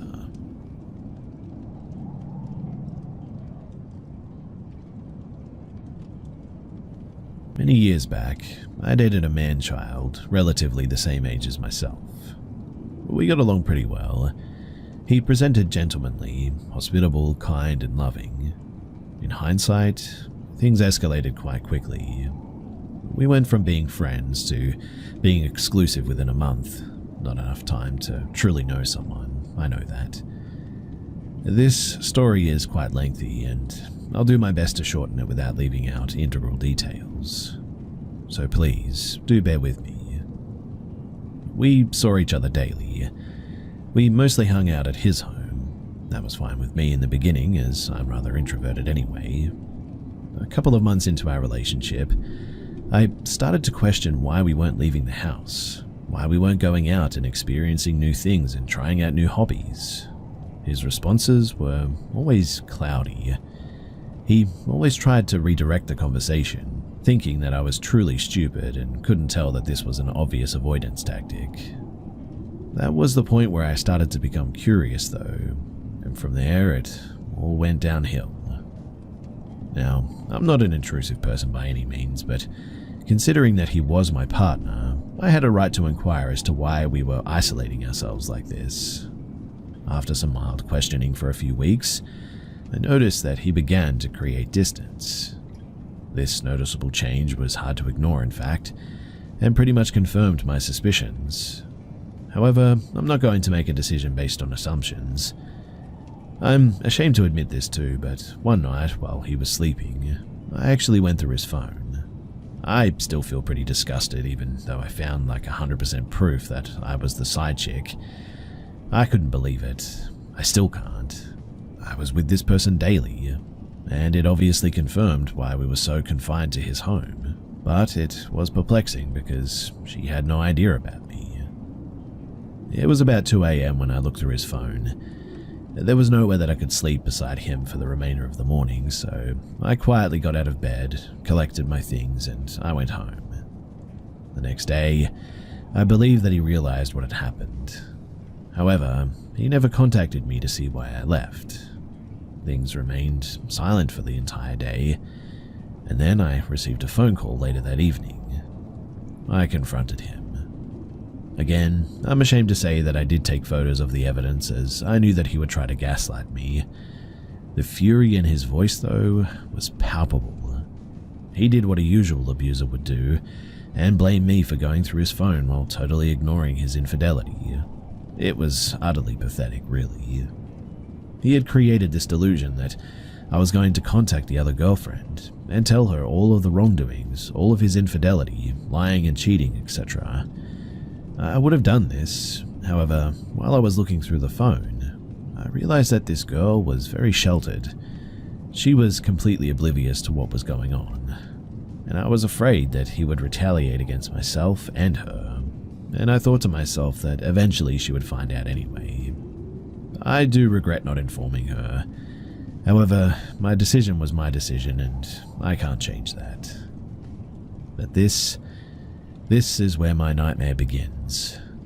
He was so paranoid and confident that I was going to contact his girlfriend that he would constantly call me daily and make vague threats against me.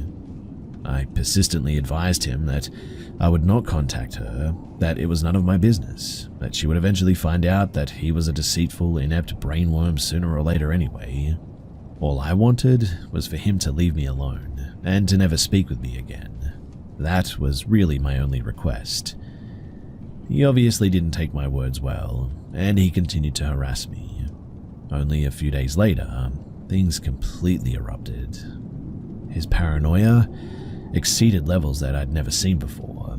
He sent me a threatening message with the context being, "I have compromising photos of you and I'll release them," as he believed that I would ruin his relationship. I couldn't believe the delusion. No matter what I said, no matter how I phrased it, I even had my mother speak with him at one point, but it was useless. I sent him a message stating that if this was true and if he messaged me again that I was going to call the cops. 5 minutes later, I received 11 messages in succession. A few were videos, photos, and personalized animations of myself. I had never seen these images or videos and animations before. These were taken without my consent. These were extremely intimate and compromising too. Unbeknownst to me, he had cameras set up all around his room. These weren't just threats. These were screenshots of these images, videos, and animations uploaded on various sharing sites. Luckily, he lacked intelligence. He sent me the evidence. There was nothing that I could do to stop the uploads, but I immediately went to the police. They did manage to take some down. However, there were no promises, as once a photo was uploaded, it could be immediately archived. This has forever altered my life too.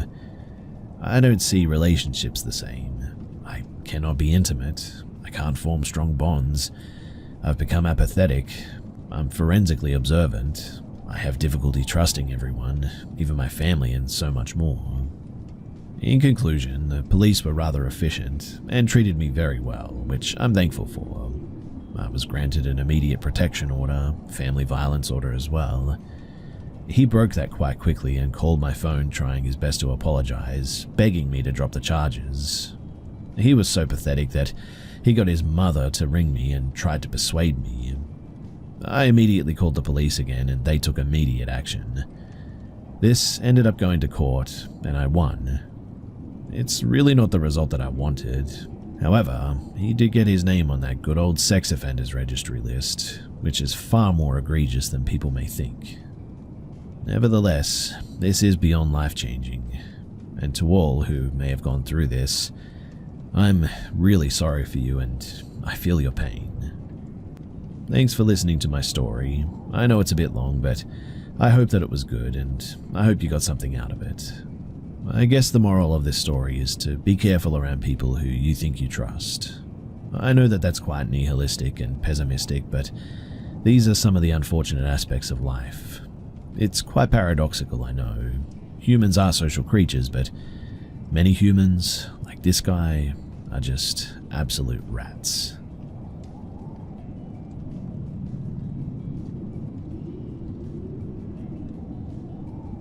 So, to start this off, I was deployed to Kadena, AFB, late 2023.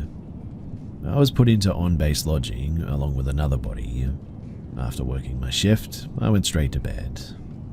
I was asleep for a solid 4 hours until my roommate woke up to shower.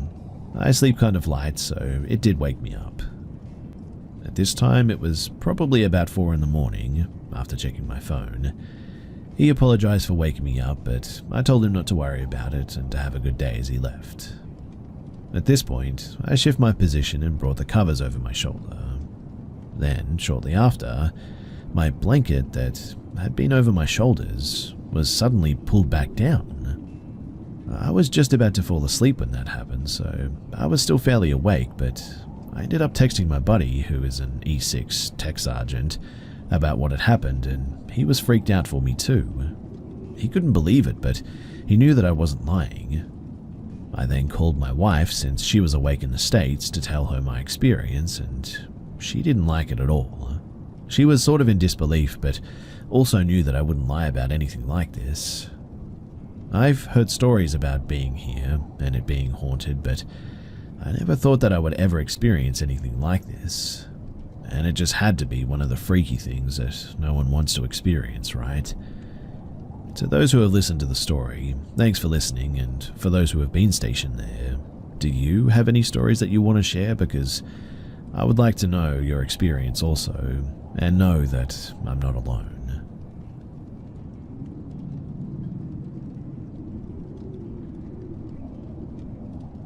This was over 10 years ago, but I'll never forget it. So my friend, male and 18, and I, male and 17, would always hang out, either skateboarding, playing video games, and smoking weed. We were still young enough that we were hiding it from our parents, and would go out on walks or to nearby forests to smoke. One evening, it was about 6 PM, and we decided that we would go to the nearby forest to have a smoke. This forest did have some walking paths, and a really cool man-made stair set that was embedded in the dirt of a really steep incline. There was even a long railing made accompanying the stairs. When we arrived at this stair set, it was about 7 PM and there was still lots of light left outside. We decided that we would sit at the top of the stairs for our smoking spot. We were chatting, smoking, having a good time just sort of hanging out. After we had smoked a bit, we remained sitting at the stair set and we both got pretty quiet. Not for any particular reason, but suddenly I felt or heard this indescribable boom. It caught me off guard. However, what really scared me was the fact that this feeling or noise seemed to come from every direction, including from underneath the ground. I remained silent for a moment afterwards, absorbing what I had just experienced. I looked over at my friend and asked him if he felt anything too, trying to confirm if I was just high and imagining things. But he confirmed that he experienced it too, and at that, I felt my stomach drop a bit. As we were discussing the sound, But we didn't notice that within about 5 minutes that the whole forest had been shrouded in fog, and it was beginning to get dark. This was pretty strange, we both thought. Considering what we had just experienced, but kind of played it off as my friend went to smoke again. Just before he went to light his bowl, though, there was this shrill or scream that shot through the forest. It sounded relatively distant, but close enough to make us freeze.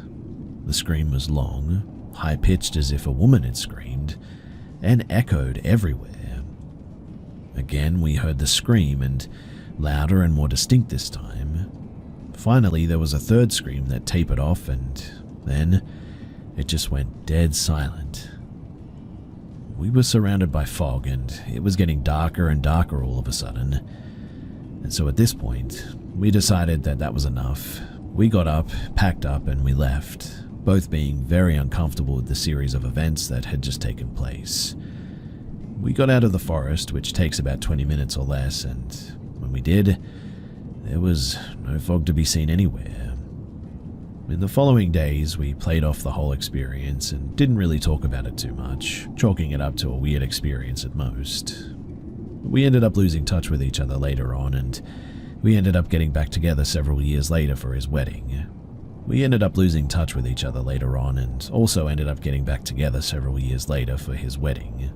And it was then that I brought up the experience to him, and he remembered it just the same, and we both kind of laughed about it, I guess. It still gave me chills talking about it, and having the confirmation that we both experienced the same thing was very unnerving. But as much as the screams were strange, I'll never forget that boom and the feeling and the noise of it. It felt, I don't know, otherworldly.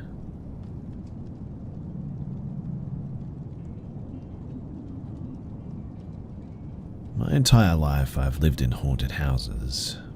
When I was 6, we moved into this nice 6-bedroom house built in the 1900s in the suburbs. When we first moved in, we didn't make a lot of effort to clean out the 2 crawl spaces. We basically just moved more stuff in with it, really. My mum remembers lots of old dolls being in there, though. I wonder if there's an attachment to something left behind, because I never found much information about anyone who lived there. Anyway, it was me, my aunt, my mum, my dad, my grandpa, and my cousins living there. Through the kitchen was my grandfather's room. Through his room was the stairs to the attic, which was enclosed in an L shape. The attic had been converted into 3 bedrooms by this stage. The room at the top of the stairs, that was my room with the tiny door to the first crawl space. To the left was my aunt's room, which had another crawl space. To the right was my parents' room. And sleeping in that middle room was honestly hell on earth. It was really scary, and most of my friends wouldn't stay over because of the things that happened in my room. I thought that I was just having nightmares or something because I'd always see a shadow figure beside my bed, but that turned out to not be the case. So once I was playing school with my cat in my room, and it was getting hot, so the attic was very warm. I went into my aunt's closet with the cat because I was pretending that he was in detention. The door had no lock, but for some reason it just got jammed and I couldn't get it open no matter how hard I tried. Me and my cat, we would have died in there for sure after a while because of the heat, but my grandpa came to the rescue and he let me out with no struggle. The rest of the house was bad too. I've been in plenty of haunted houses, but this house gave you a sense of, I don't know, like dread. It felt very menacing and evil. A lot of bad things were happening in my family at that house too.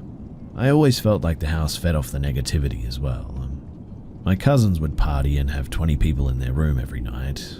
My parents and my aunt fought about it a lot, and once I had to hide in my parents' room while my half-brother's mum tried to distract me because the party guests were threatening each other with guns outside. The basement, it was creepy too. My dad finished one side of it and turned it into a sort of home bar. My grandfather had antique statues of clowns down there, and we had a projector down there as well, and the PS2. I would sit down there sometimes and play games. once the lights turned off on me, I would always run upstairs with this feeling of being chased. Eventually, my grandfather got sick and passed away when I was about 8.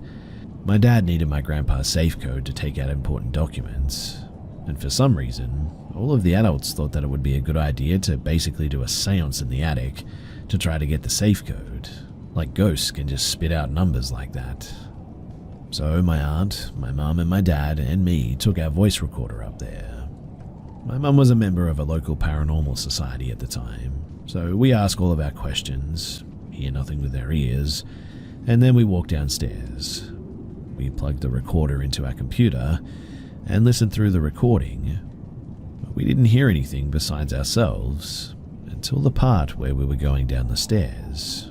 Then, through our terrible computer speaker, we all hear what sounded to my mum like a laugh and to me like wum wum in this deep demonic voice, almost like a pig or something.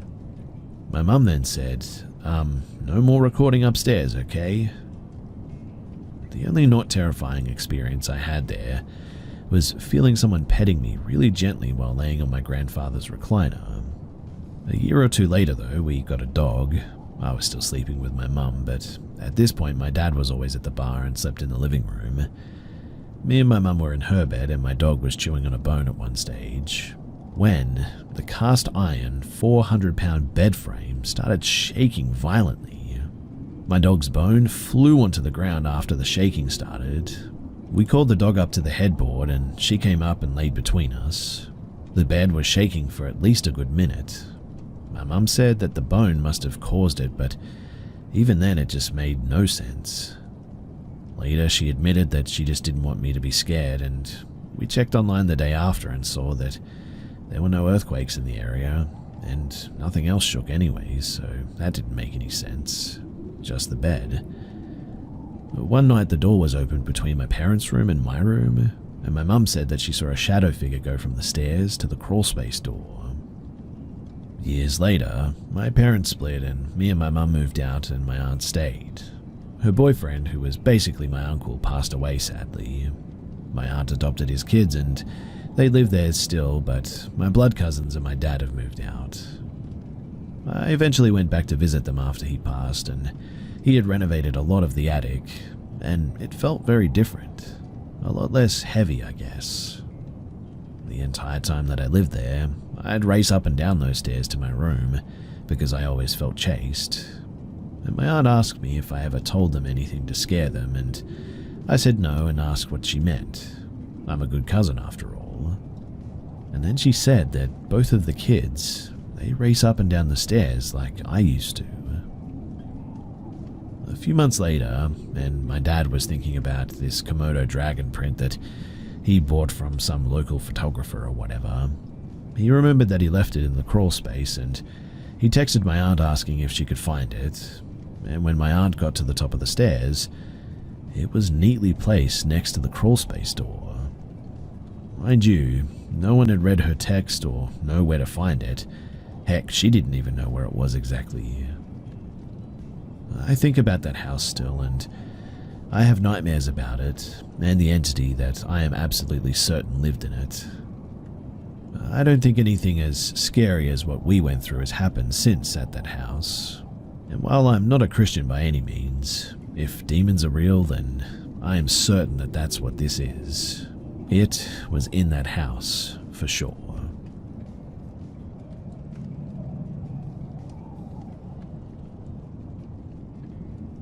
Before I begin this, just to be clear, I've never actually met this person.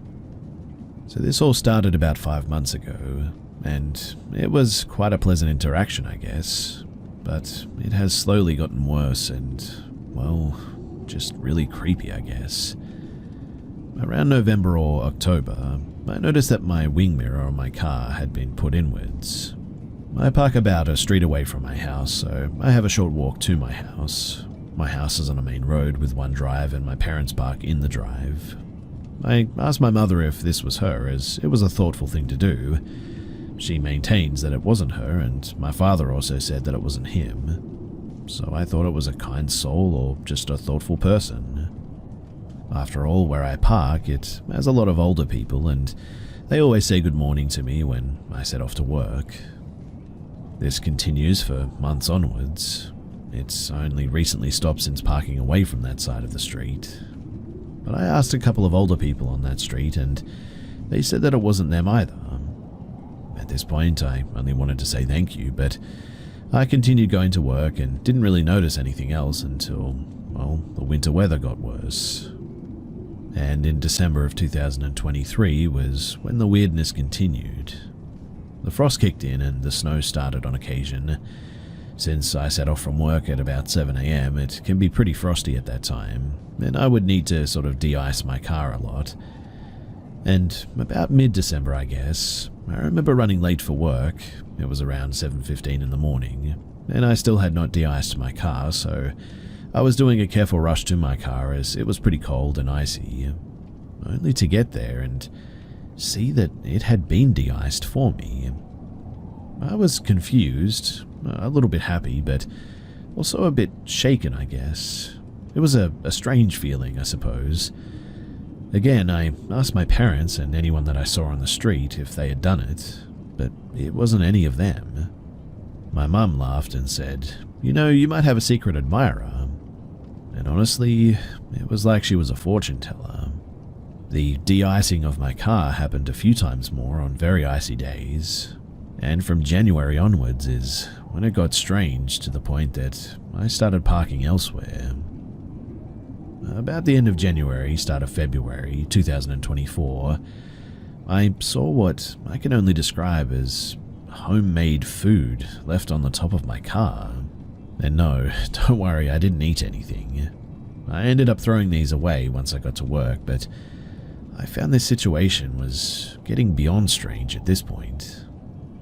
It was around this time, too, that the first letter or note was left. It was written in what I can only describe as doctor's handwriting. It was basically asking if I enjoyed being treated like, and I quote, the princess I deserve to be treated like. I brought this home, showed my parents, and they didn't like this at all. My dad said that he was going to start parking on the street and I can park on the drive for a while.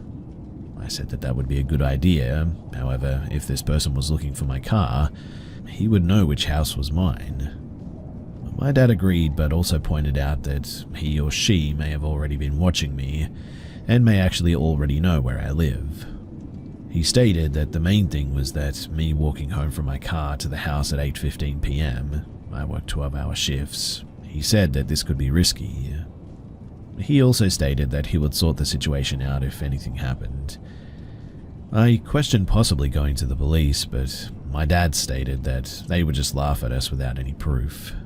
I knew that he was right too, so in the end we didn't really have anything. I didn't like the idea of parking back on the street, so I didn't.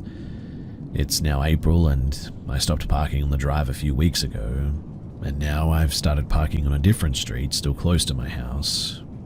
Nothing has happened since February, and I really hope that it doesn't, as it's starting to get worse and to escalate. So my question for all of you guys is, do I have a stalker? Or is someone just trying to mess with me? How do I catch this person in the act so I can figure out who they are? I'll try and answer whatever questions you guys have when I can, but if you guys could help me out, then that would be amazing.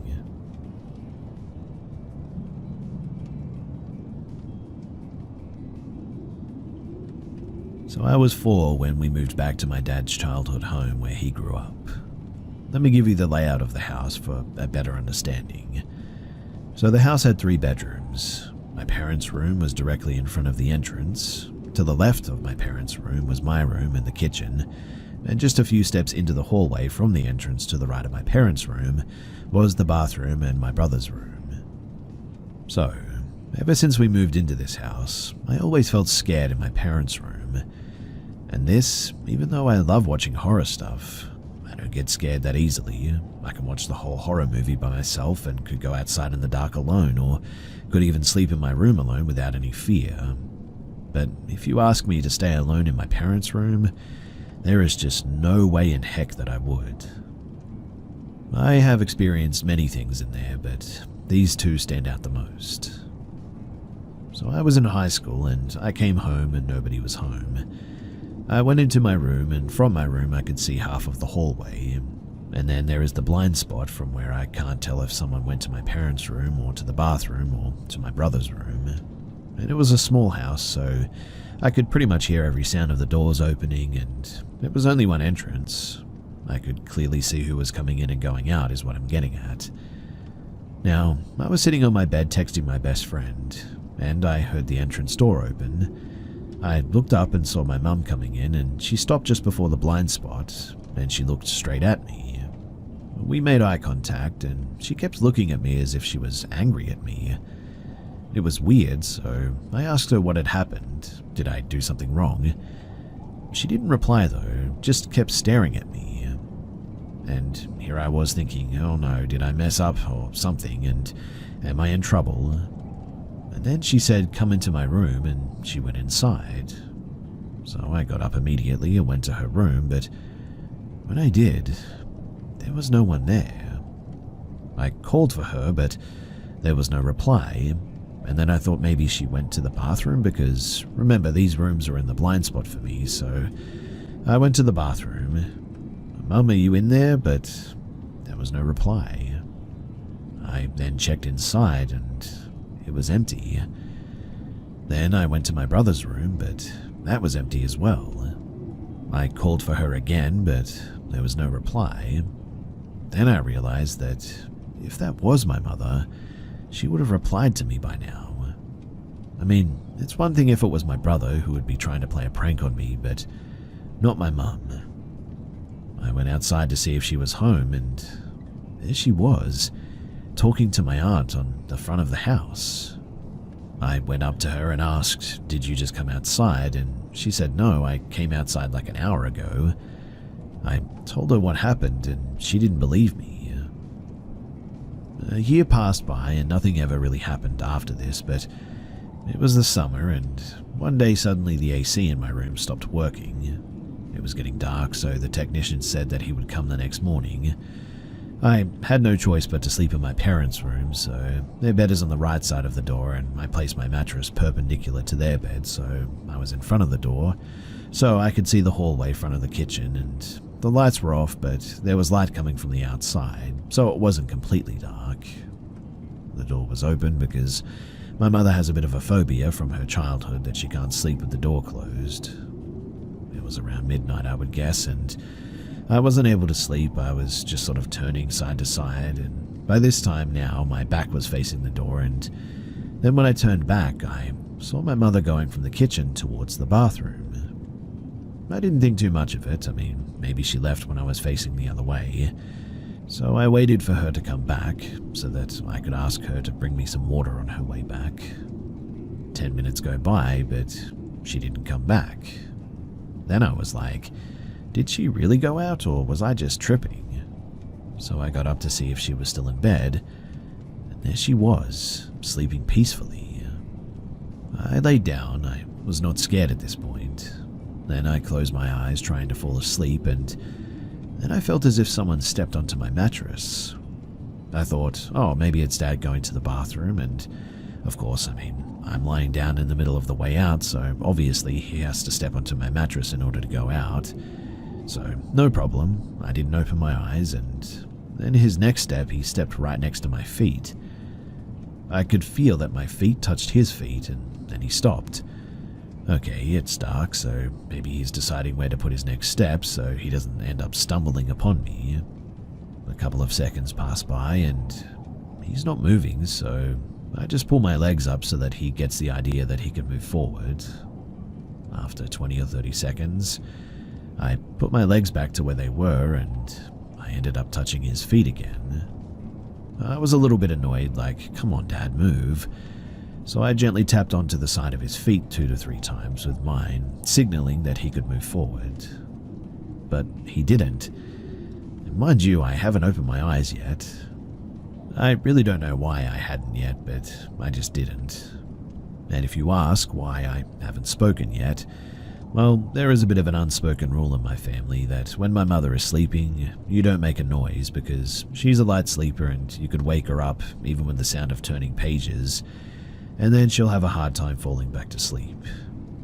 We just feel really guilty if we end up waking her up, so we try to be exceptionally quiet.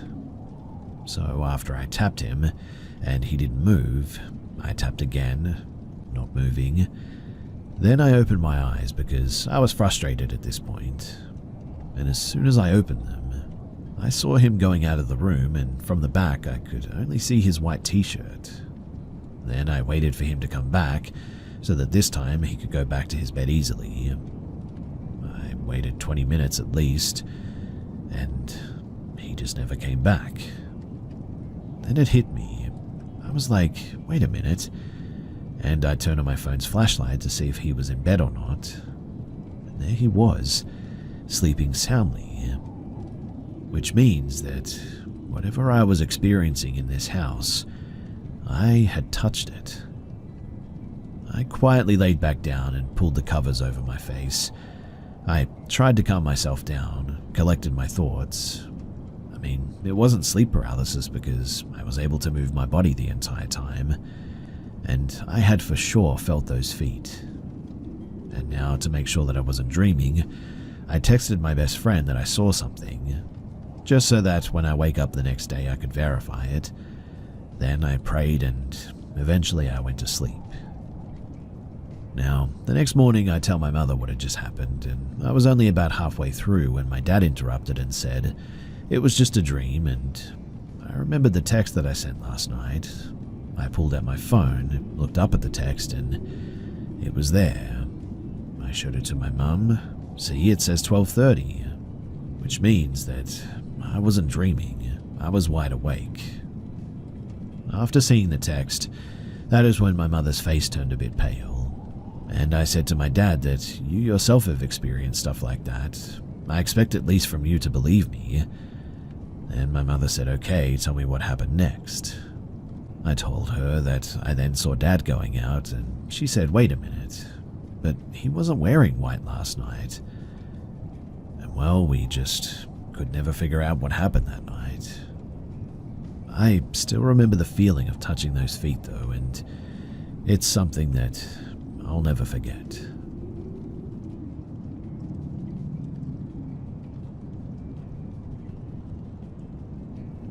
It was a cold, dark day in November. I was 11 years old and spending the night at my step-cousin's house. I absolutely loved hanging out with her. We always had so much fun together. This was supposed to be another normal day. My step-cousin, her name's Katie, was 12 at the time and home alone when I arrived with my backpack. I was excited as we talked and planned fun activities for the next day. A bit of backstory about Katie.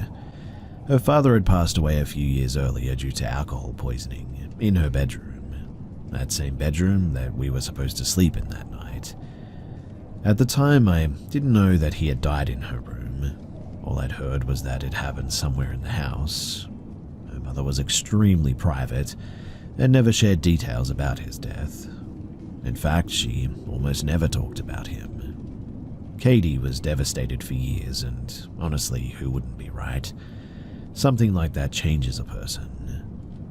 I never knew what her father looked like because my uncle had just married her mum that year, and by that point I'd known Katie for about 3 years. Anyway, so I had just arrived at her house, and after a while, Katie mentioned that she needed to take a quick shower. I didn't think much of it, and I told her that I would wait in her bedroom. She headed to the bathroom, locked the door, and turned the water on. I was sitting on her bed when, out of nowhere, I heard a knock. It came from her closet, though. A loud, deliberate knock. I froze for a second, unsure if I just imagined it, but then it happened again, louder this time. My heart started racing as I stood up and slowly walked closer to the closet. But the closer I got, the louder the knocking became. And then, standing face to face with the closet door, I felt it. This overwhelming sense of darkness, like the air itself had turned heavy and suffocating. It was terrifying, and I couldn't move. The knocking suddenly stopped, but before I could catch my breath, I heard the TV in the living room turning on and off by itself. The house was pitch black except for the light in the hallway. I don't know why, but that made everything feel even more unsettling. My fight or flight instincts kicked in, and I ran out of her bedroom, through the kitchen and into the hallway. When I stopped running, I realized the TV was off again, and the living room was now completely silent. I could still hear Katie showering in the bathroom, completely oblivious to what was happening. I stood frozen in the hallway, staring into the pitch-black living room. Suddenly, the TV turned on again, its flickering light cutting through the darkness. And that was when I saw it. The reflection of her father's face appeared on her baby picture, hanging on the wall across from the TV. He looked confused, almost like he didn't understand how he was there. Then he saw me. Our eyes locked. His eyes were pitch black, completely void of life or emotion. I felt an icy chill shoot through me as we stared at each other. It lasted only a few seconds, but it felt like forever. Then, just as suddenly as he appeared, the TV turned off and he was gone. I was left standing in the hallway, shaking uncontrollably. My eyes were fixed on her baby picture, which now looked completely normal again. But then, in the corner of the room, I saw him, a man in a black leather jacket, standing next to the TV. His back was turned to me. He didn't move. He was just standing there quietly. I let out a quiet gasp, and he heard it, and slowly he began to turn around.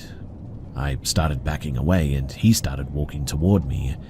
His eyes were pitch black, and he had this twisted, evil grin on his face. His footsteps, they echoed through the house, heavy and deliberate, like he was a real person.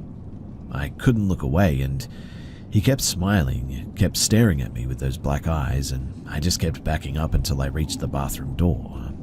I turned around and pounded on the door with all my strength, too terrified to say a word. Katie opened it, shocked at the sight of me. I was shaking so badly I could barely speak, but eventually I managed to choke out, "Your dad is outside." What shocked me even more was her reaction, though. She wasn't surprised. Terrified, yes, but not surprised. She told me that her mum saw him sometimes too. We stayed locked in the bathroom until her mother got home. When we told her what had happened, she believed me without any hesitation.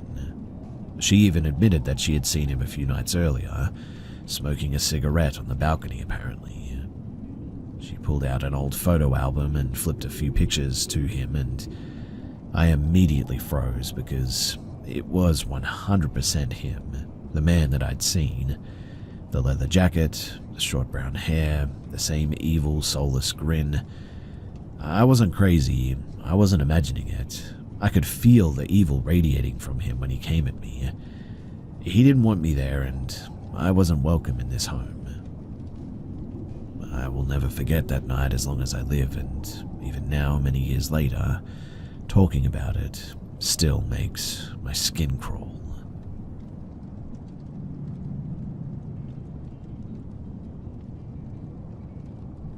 I live in the Appalachia region of the USA, more specifically the foothills of the Blue Ridge. For 16 years of my life, a gargantuan hill, I wouldn't say it's a proper mountain, has loomed over me, offering many stories from the things that I have observed on it. While many things have occurred while on this hill, all the events that have spooked me happened after I crossed a certain threshold. You see, at the base of the mountain there is a cattle gate put there some 70 years ago. One side of the gate is open field, the other a dense forest.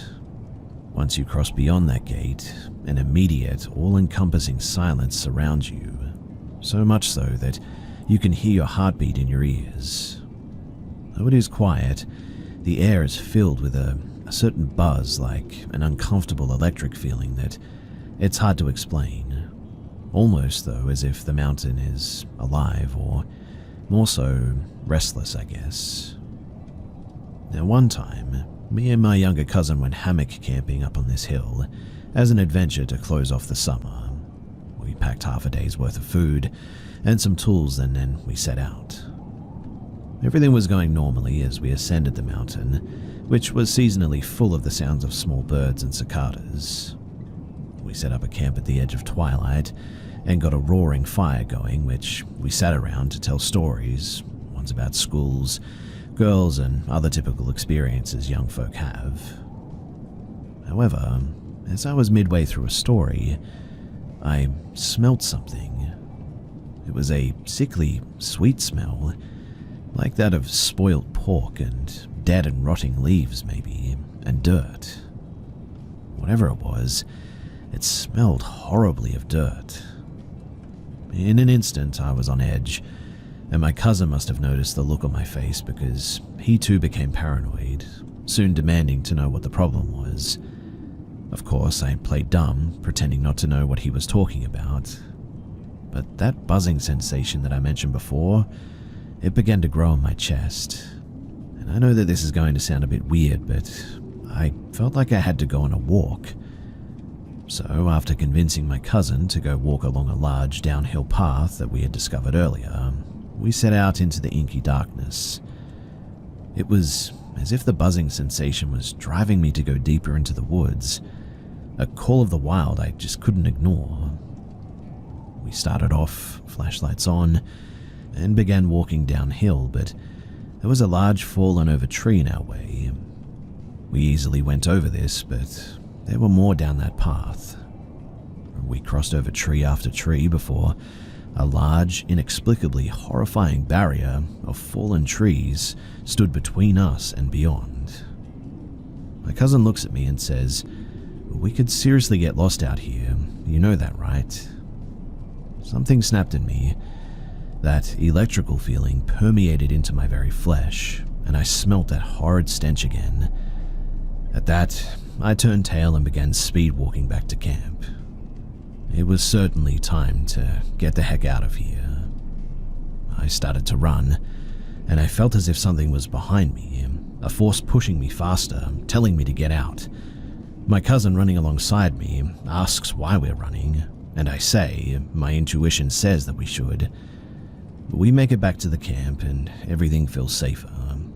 I calm myself down, but that's when I notice that the cicadas and the crickets, that they've gone silent.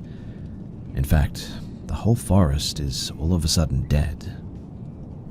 Well, we slept in our respective hammocks that night, and thankfully no cryptid got us, but man, I don't know what was going on up there, but something seemed close.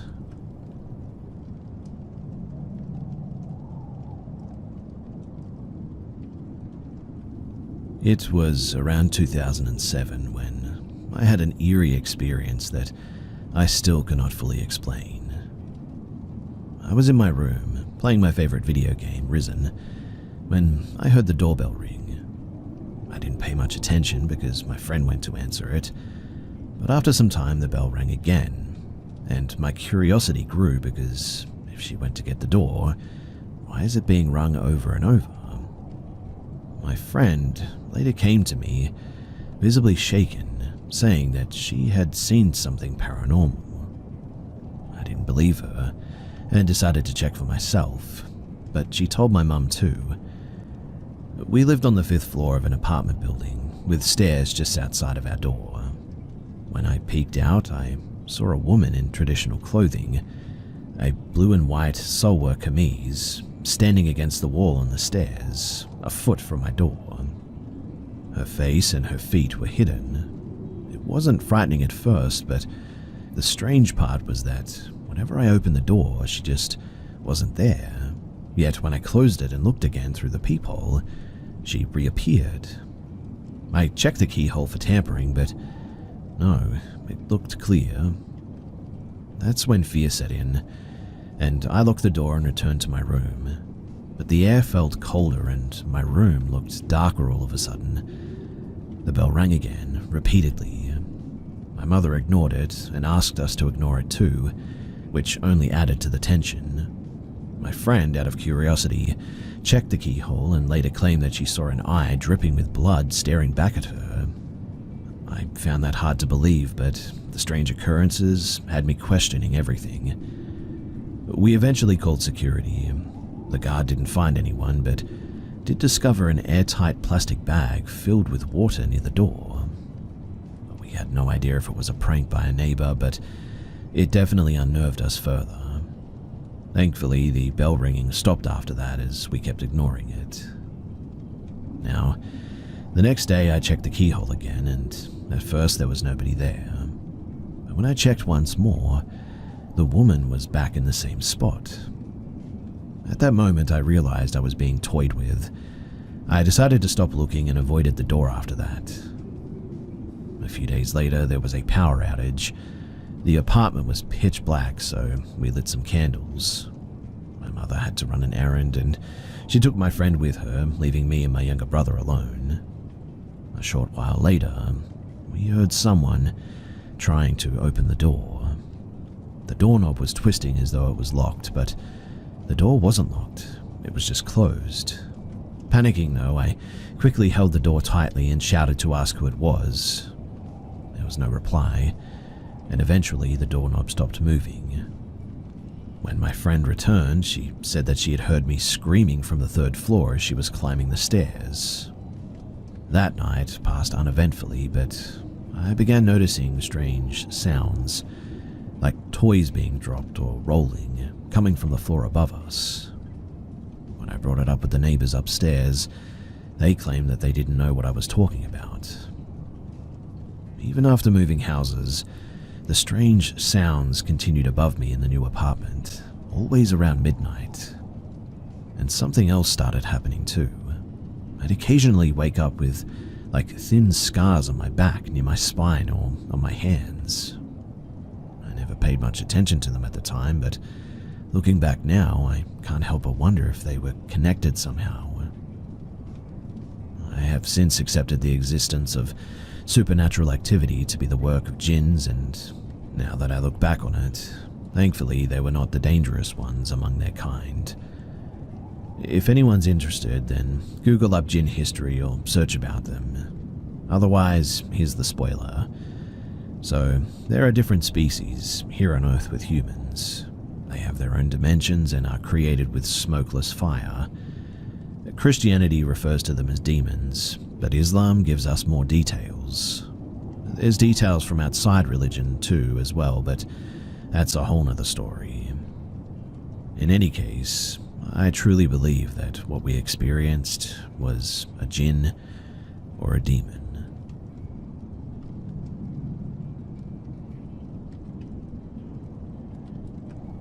So this story starts as me being an 8-year-old in Glendale, Arizona, and lived in a decently sized home in the ghetto with my mom and little sister. And honestly, maybe I was just stubborn or just didn't experience anything up until this point, but I swear that I didn't feel or see anything until my older sister and her 4 kids at the time moved in. We had a spare room for them since my little sister refused to move out of my mum's room. So, they move in and a lot of weird stuff would start to happen. Like, for instance, our soccer ball in our backyard randomly heard being kicked, or the ball could be heard hitting our wall outside, and from time to time you could hear someone on the roof running back and forth.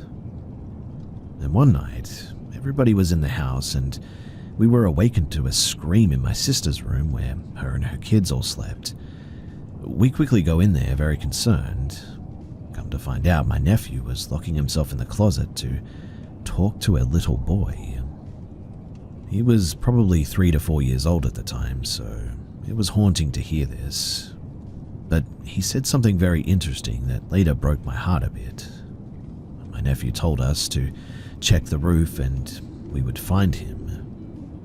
We surprisingly went and checked the next morning, and I was sent up there because it was easy to pick me up and have me climb through the roof to see what there was up there.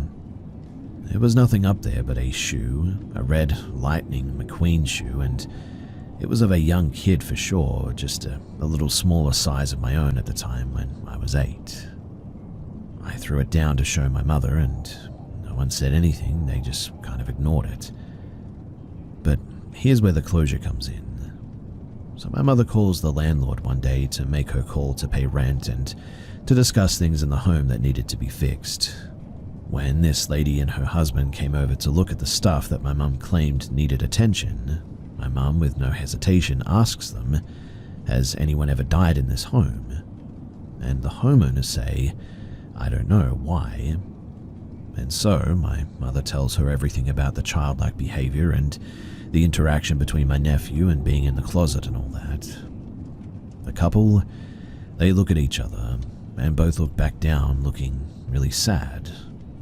And they say that they apparently had a son who was really sick and battled some type of sickness and passed away in the home. My mum showed them the little Lightning McQueen shoe, and they were in such awe that we had something like that, and so they respectfully took it. It's kind of crazy to think about, but after that day, that little boy, he never bothered us again, and we never picked up on any creepy stuff after that day as well. This is just one of the interactions that I've had with the paranormal.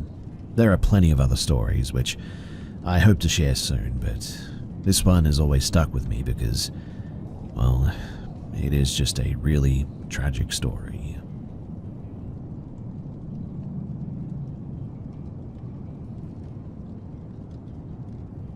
I've been haunted since I was 11. A little girl in a white dress with long black hair, she would paralyze me around the time that I started experiencing a lot of negativity in my life, with addictions and verbal and physical abuse. I also forget traumatic events very quickly, and from my own investigations, it wouldn't surprise me if I have amnesia related to some deeply traumatic events. But anyway, this little ghost girl, she returned in 2022 with direct touches and movement of objects in my house, car. Wherever I would go, she would also be. I know that this is going to sound a bit weird, but she cannot touch me in running water. And this tells me that it's a negative entity. She paralyzes me consistently every April, which is the date that she made physical contact with me in 2022. I initially thought that she was friendly. When she met me, I was in a mostly mentally ill state of my life. I was isolating myself from society, basically living in the woods, and that's where I met it. I became very attached to her.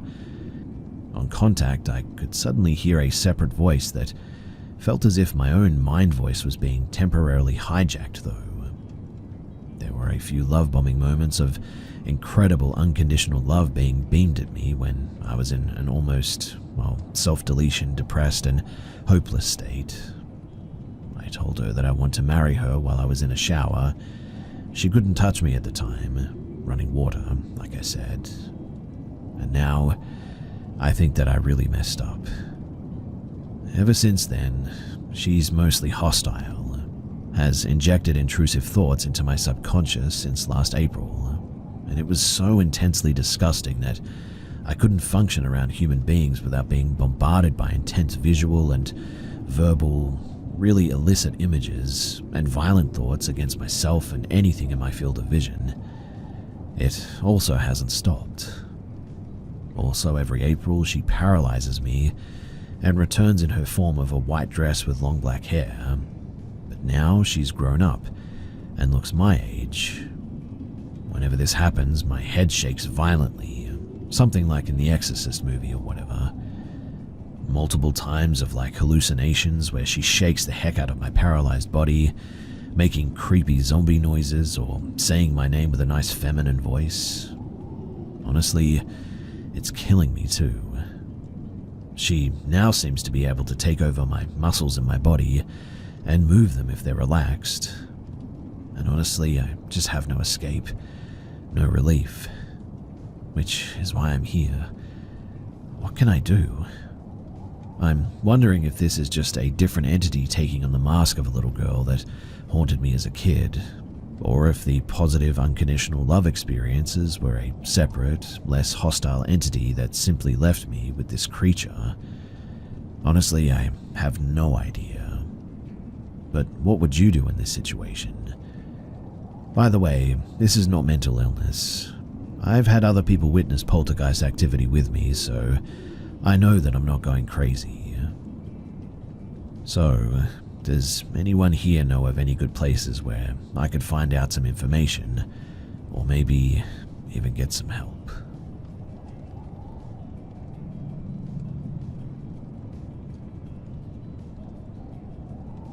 About a few months ago, my fiancée, male and 27, and I, female and 24, were upstairs in our bedroom.